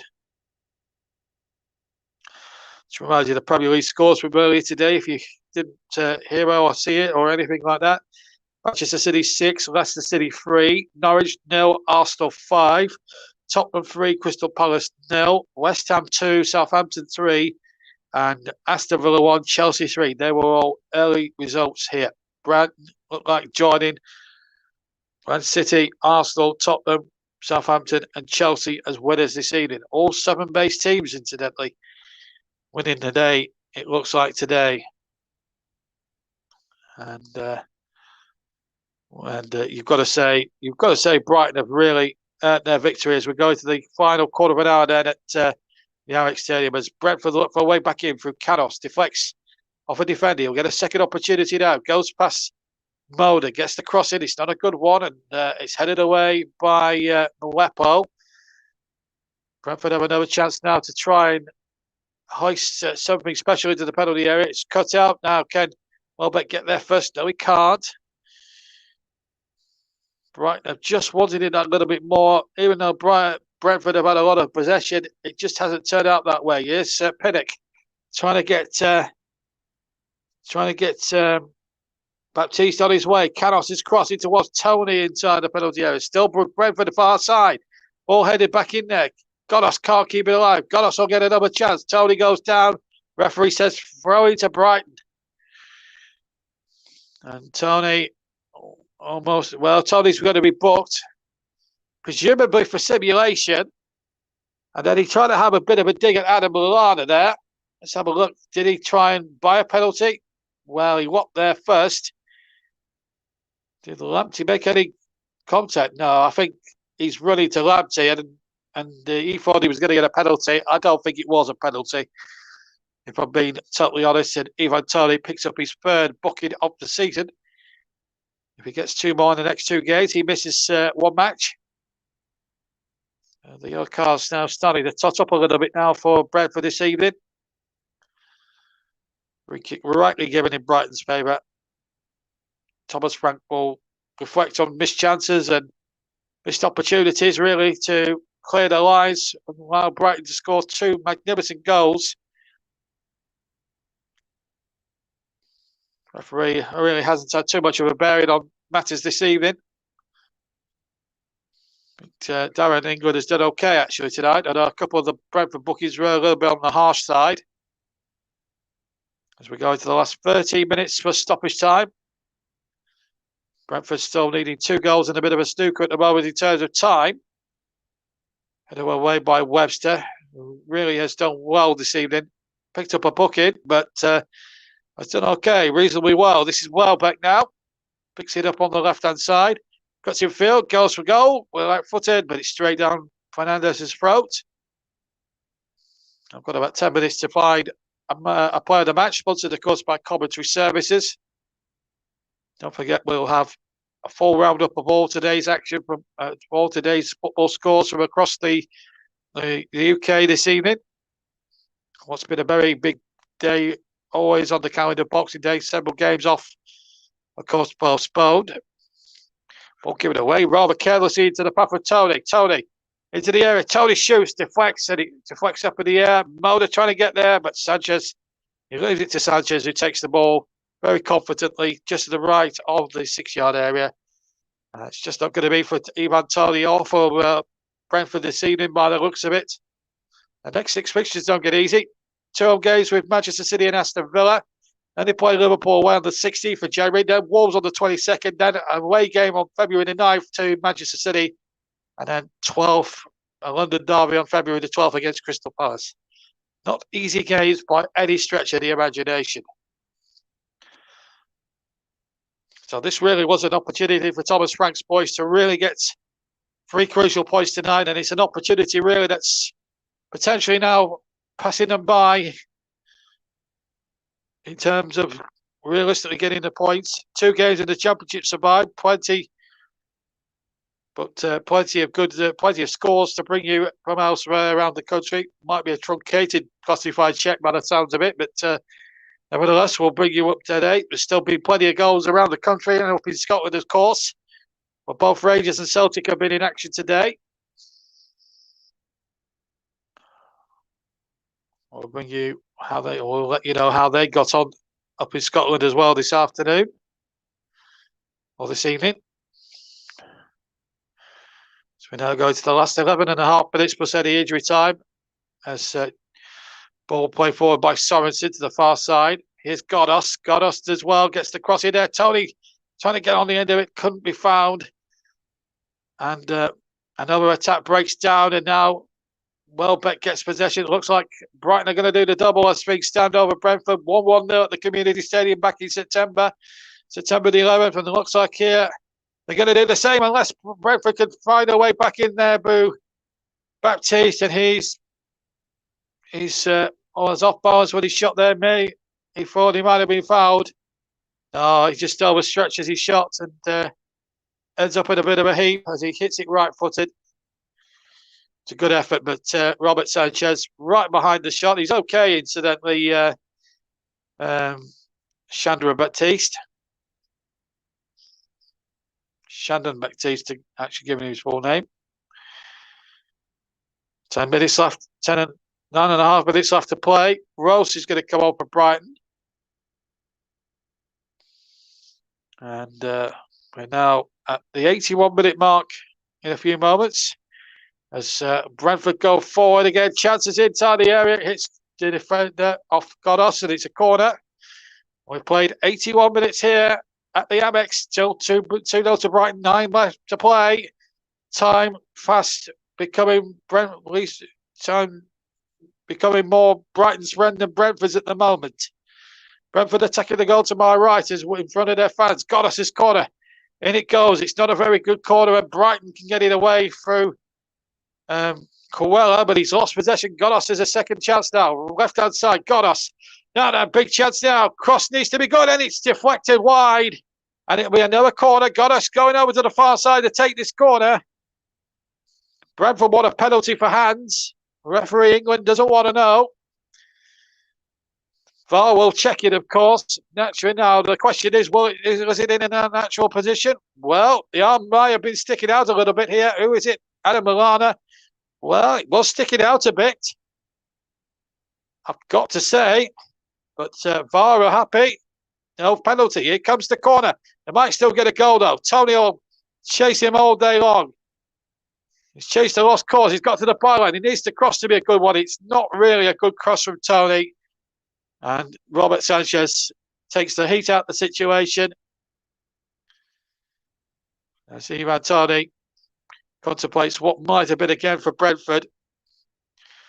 It was certainly in the bracket of 50-50 in terms of the penalty. Very unlucky not to get him. Thomas Frank might point to that, but to be perfectly honest, the damage was done in the first half, really. If they do go on and lose this game, really defensive madness. Well, not madness, but two pieces of brilliance from, firstly, Trossard, who went off at half-time. He put the Seagulls ahead. Both goals coming in the last 15 minutes of the first half, and then Maupay against his old club. 7 goals this season in all competitions for the Frenchman, who has really laid into his old club good big time today. Not been a vicious performance by the goals, but they've really looked threatening when they've been on the break. And but it's all been Brentford in the second half, but they just haven't been able to get the better of that Brighton back five. They're still very solid in the face of adversity, really. Godos has it on the far side, has to go inside. And is that a foul? Yes, it is. 10 yards inside the Brighton half. Maupay, the offender. We're going to see Pascal Gross come on as well. And he's going to be replacing Adam Lallana. Lallana going off. So fresh legs, I was assuming, midfield for Brighton and Hove Albion. Paul says on the handball, as we see Pascal Gross replace Adam Lallana.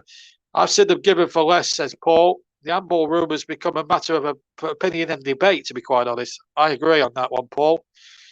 And of course, Alexis McAllister going to come off. He's certainly in my thoughts for man of the match. Alzate is going to come on for Brighton. So with 6 minutes to go, Brighton have used their 3 substitutions. Brentford have already used their 3 long before. Welbeck, Alzate and Gross now on for the Seagulls. And here's Canos for Brentford rather. Back to Pinnock. Pinnock now. Oh, that was almost sold Baptiste down the rubber. That was a bit of a hospital pass there, to quote a Chris Whiteman phrase. Ball's been lost once again. And here's Mwepo. Puts Eric Lampin in a bit of trouble. Then Godos went right hard on him on the far side. Free kick Brighton, and Lamptey is down in a heap on the far side. And once again, Darren England, he just wanted a quick word with Godos and said, "Come on, that's your first one. If I see any more of that, then I might have no choice but to book you, Godos, for that." The Iranian penalised. Free kick to Brighton. I've got 5 minutes to see it out. Keep a clean sheet. Bring about the victory. And look, what was instead of Dowers. And a welcome 3 points for them, really, considering they've had quite a number of draws in recent weeks. They haven't, to be fair to Brighton, they haven't lost too many of the games. It's just the fact that they've drawn more than they've won, really. That's been their Achilles heel in the last sort of month or so. Drawn so many games, drawn from winning positions and things like that. I know they got a creditable draw to West Ham. A few 0-0s here as well, which hasn't helped the cause, but they're on the right road to 3 crucial points tonight, unless 2 goals can be found in 4 minutes from Brentford plus injury time. But I think for the one to try it, it's not going to be their night. And I wish Mike was wanting me on. I wish Mike had me on commentary on that first night now. Maybe Arsenal could have won that night at Brentford, but I don't know. But he's on the mic tomorrow. And as a Burnley fan, I'll be hosting the show, but really hoping that Manchester United really do us a big favour tomorrow and hoping for them to win handsomely against Newcastle. Once again, that produces a lot of drama. Mike will be up at St James's for you tomorrow night.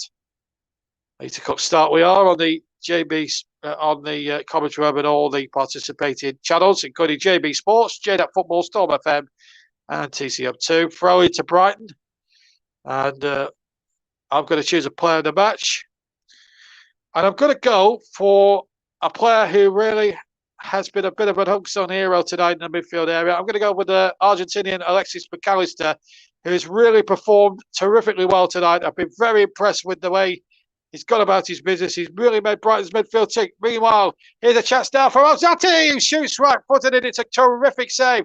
Comes to Lamptey on the far side. Lamptey will take on his man and will go down. Referee doesn't, he doesn't think twice about giving a penalty because it's not.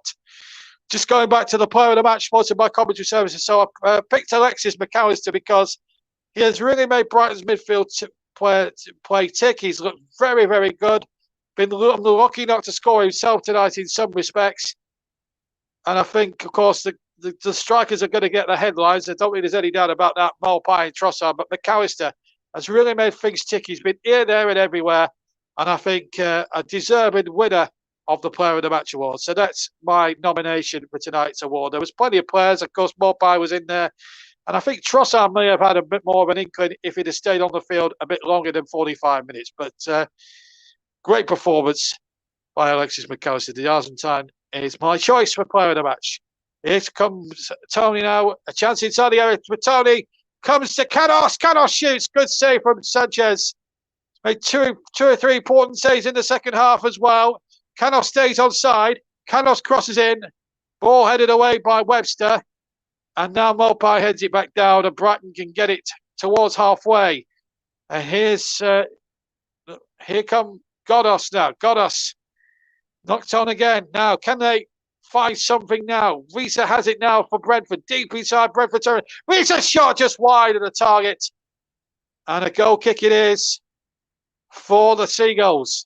With 2 minutes, less than 2 minutes to play. In fact, we've got a minute of normal time to go. Risa with a right-footed effort swerves just past the left-hand upright and behind for a goal kick. Yes, Russ actually agrees with me, but he does think Maupay had a chance as well. You know, I think Maupay gets enough headlines, and I think Alexis McAllister, I think he impresses me really, McAllister, because he's really been here, there, and everywhere tonight. I've really liked his industry and his work rate and his effort. And I think he's a very young hero in that Brighton team. I've been very impressed with him tonight. And I think Maupay would have had I tell you what, if Maupay is extremely unlucky not to get player of the match, but I think when we look at the numbers and the work rate the guy puts in, he's McAllister tonight. He's been industrious, and he's been really the key to how good Brighton have been, certainly when they've attacked. And he's took on that midfield show. But it's all been Brentford in the second half. We're into the 90th minute. We'll get an indication of how long we're going to have his first 5 stoppages in just the 3 minutes. So time really isn't Brentford's friend right now. Canos denied by his fellow countryman there, Coella, who wins the throw-in for Brighton. And they've really, really have had to earn this victory. It's been tough going for them. Draws that have seen them just plummet a bit down the table. They were down in 13th at the start. They're going to jump up at least 2, maybe 3 places. And the goal difference has been done no harm at all. It was at -3 before the start. It's at -1 now. So Graham Potter will be delighted at the moment. Here's Mwepu now, and here's Moda. And Mwepu takes over. Mwepu into the penalty area. He might go for a goal. He tried to take on far too many players, and instead he ran into Pontus Jansson, and it goes behind for a corner. But I tell you what, it's been an interesting game so far. What about Coella's man of the match? Well, he was definitely up there, but I'm just really impressed by the Argentine McAllister. But I tell you what, Coella's not been too bad himself. And another day, he might have won player of the match. But anyway, here comes Gross now taking the short corner with Mopai. 2-0 Brighton lead. Both goals coming in the first half. Mopai now decided to take it to the corners. 90 seconds of the game to go. Don't forget, we've got a full classified check of all the scores from around the country, the games that have survived the COVID outbreak, that is. And we've got a player down injured for Brighton. Maybe more winded than injured, actually. I can't tell you who it is. Dan Burn is interfering with my view. Looks like Mulder is the player gone down. Dan Burn has been given the television man of the match from Aaron Smith, the former Arsenal man, which I find quite odd. I know he's done okay, but I wouldn't have said he was in the upper echelons for man of the match, but it's player of the match rather. Here's Gross now trying to finish it in style, and in the end it goes out. His right-footed slice shot for a throw into Brentford and now with their own 6-yard box. Don't think he'll mind too much. Just a minute of stoppage time to go. Don't forget, tomorrow night, I'll be in the presenter's chair for a very big game. Mike Horniman's going to be a fox in the commentary, the TCO commentary box for the big one, Newcastle against Manchester United. Join me in the studio, Mike Horniman up at St James's Parks. We start our programme 5 to 8 on all TC Hub platforms. Hope you can join me and Mike for that game as well. Mike Horniman will be prepping like mad tomorrow. That's a good thing about presenting. You don't have to prep too much. Anyway, Sanchez with a big bomb down forward to the other goalkeeper, Fernandez, who hasn't had a hope with the 2 goals that have gone past him. They've been super finishes. 5 seconds then of stoppage time to go. And Brighton can wrap up the victory. In fact, the referee's blown about a couple of seconds before the 3 minutes were up. And what a satisfying result for Graham Potter's man. They had to grind it out in the end. Brentford did have chances in the second half, but couldn't beat Sanchez in the Brighton goal. And it was goals from Mopai, and before that, Trossard giving the 3 points. It was a story really of a Belgian and a Frenchman giving Brighton the 3 points, and Sanchez, a Spaniard, making some super saves. And again, an Argentinian, certainly for a good 70 minutes tonight, running the show in that Brighton midfield, making everything Alexis McAllister. Thomas Frank will look back on a game that really slipped away. They had a chance at 0-0, and it was kicked off the line by Dan Burn. It was a chip forward by Mwepu, who had to go off before half time for injury, but just wasn't to be from Brentford, who are now got a very chronicle injury list to deal with. There were 1 substitute like tonight on the bench. Maybe their squad strength is in depth is now showing their worst as Thomas Frank makes his way over to the Brentford fans. Great news for Graham Potter. He needed the 3 points, a flurry of draws in the last couple of months.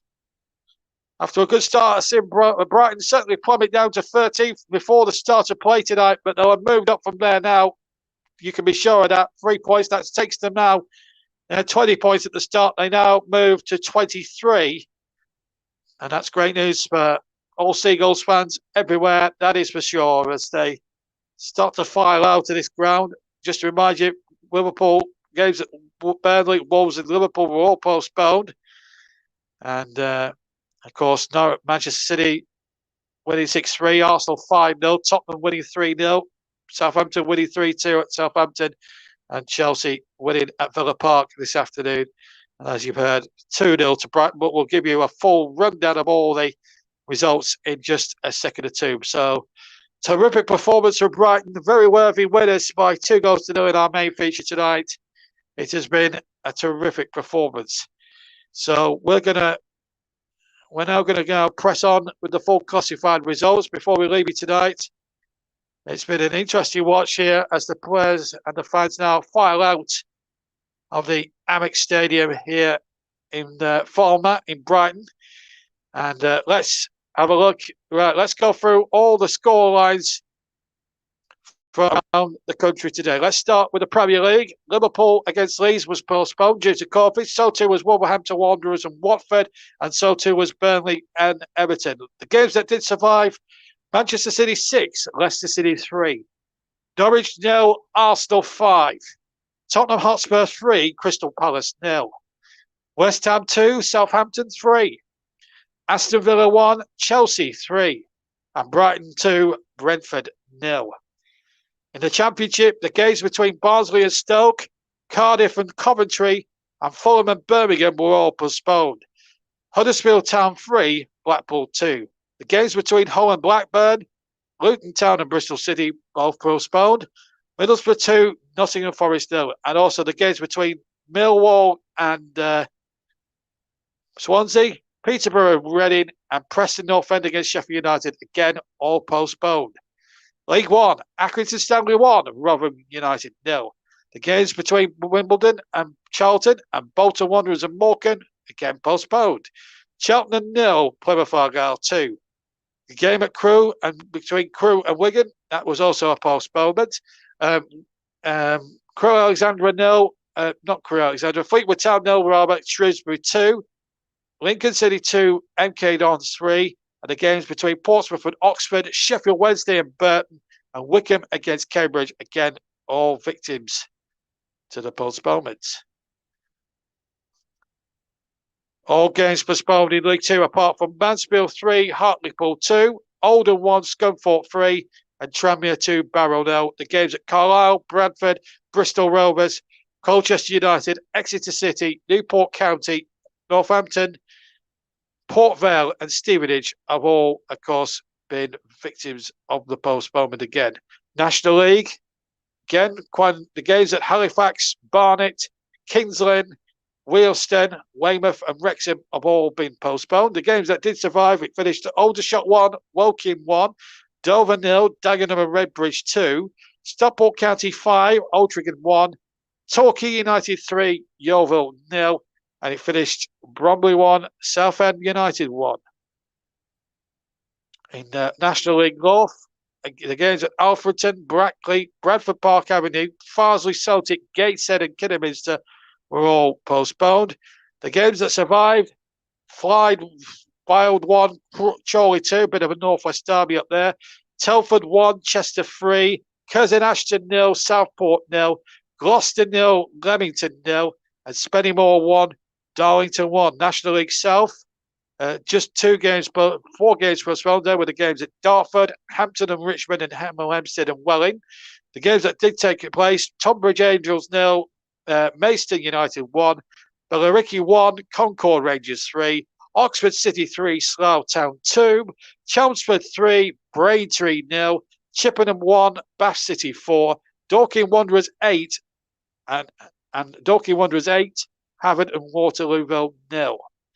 In the Scottish Premiership in Scotland, all games did take place. St Johnstone 1, Celtic 3, Aberdeen 2, Dundee 1, Dundee United 1, Hibernian 3, Hearts 2, Ross County 1, Motherwell 2, Livingston 1, and Rangers 2, St Mirren 0. Scottish Championship, Ayr United 2, Raith Rovers 0, Dunfermline 0, Arbroath 3, Hamilton Academicals 2, Kilmarnock 3. The games between Inverness Caledonian Thistle and Partick Thistle and Greenock Morton and Queen of the South were all postponed. Both of those were postponed. In League 1, it finished Airdrie 3, Alloa Athletic 1, Cove Rangers 4, East 5 2, Falkirk 1, Clyde 2, and the game between Queen's Park and Dumbarton, that was also postponed. Scottish League 2, Annan Athletic 5, Kelty Hearts 1, Albion 3, Albion Rovers 3, Stranraer 2, and 4-3 Stenhouse Muir 4.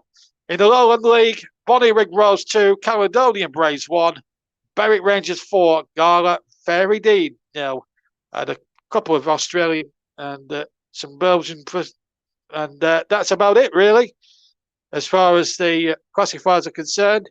And that's where we end the programme, folks. Don't forget, COVID permitting, tomorrow night we have Monday Night Football for you, and we'll have commentary. I'll be hosting the game between Newcastle and Manchester United, big game in the Premier League. Monday Night Football. I'll be in the presenter's chair. Mike Harneman will be commentating for you. Should be an absolute classic. Join us from around about 7:55 for that one, with an 8 o'clock kickoff at St James's Park. Should be an absolute cracker, I am sure. And I'm praying, as a Burnley fan, for a Manchester United win. Plenty of Premier League games that have already been postponed. On Tuesday, Arsenal and Wolverhampton have been postponed, and so too have Leeds, Aston Villa, if you haven't already. But the games at Palace, Southampton, Watford and Leicester, all as things stand, go ahead. Wednesday, at the moment, Chelsea and Brighton and Brentford and Manchester City are still on, but we'll obviously have to find out in the next few days. And then Thursday, Everton, Newcastle, that's still on, and Manchester United, Burnley is still on as well. So hopefully those games will survive, and hopefully all the COVID problems that we've been having will soothe away, and then we can all get back to some quality football well in time for the new year. Well, anyway, that's it from me. Have a fantastic rest of your Boxing Day. I hope you've all had a fantastic Christmas, by the way. I'll be back tomorrow with Mike Harneman, who's going to be your fox in the TCR box for Newcastle against Manchester United. So you'll hear from us in 24 hours from now. Well, less than 24 hours from now. So I'm going to make the long journey up. Might get back at 4 in the morning up from Sussex back to Lancashire. But from me at the Amex Stadium on a night where Brighton did more than enough, very good defensively, scored the 2 goals that matters from, firstly from Trossard of Belgium, and then a Frenchman called Mopai, making it 2 cracking finishes. Decided it. Brentford huffed and puffed, but just couldn't break that Brighton spirit. And Brighton now, with that victory, incidentally, now move up into the top 10. In fact, they're now into 9th position, displacing Leicester City and Aston Villa. Brentford are 13th with 20 points from 17 games.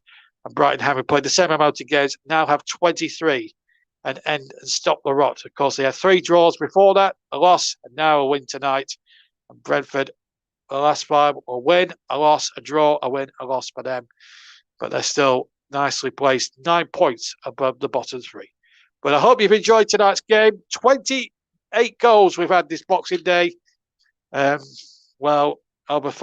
6 games. It's been something very, very special, hasn't it?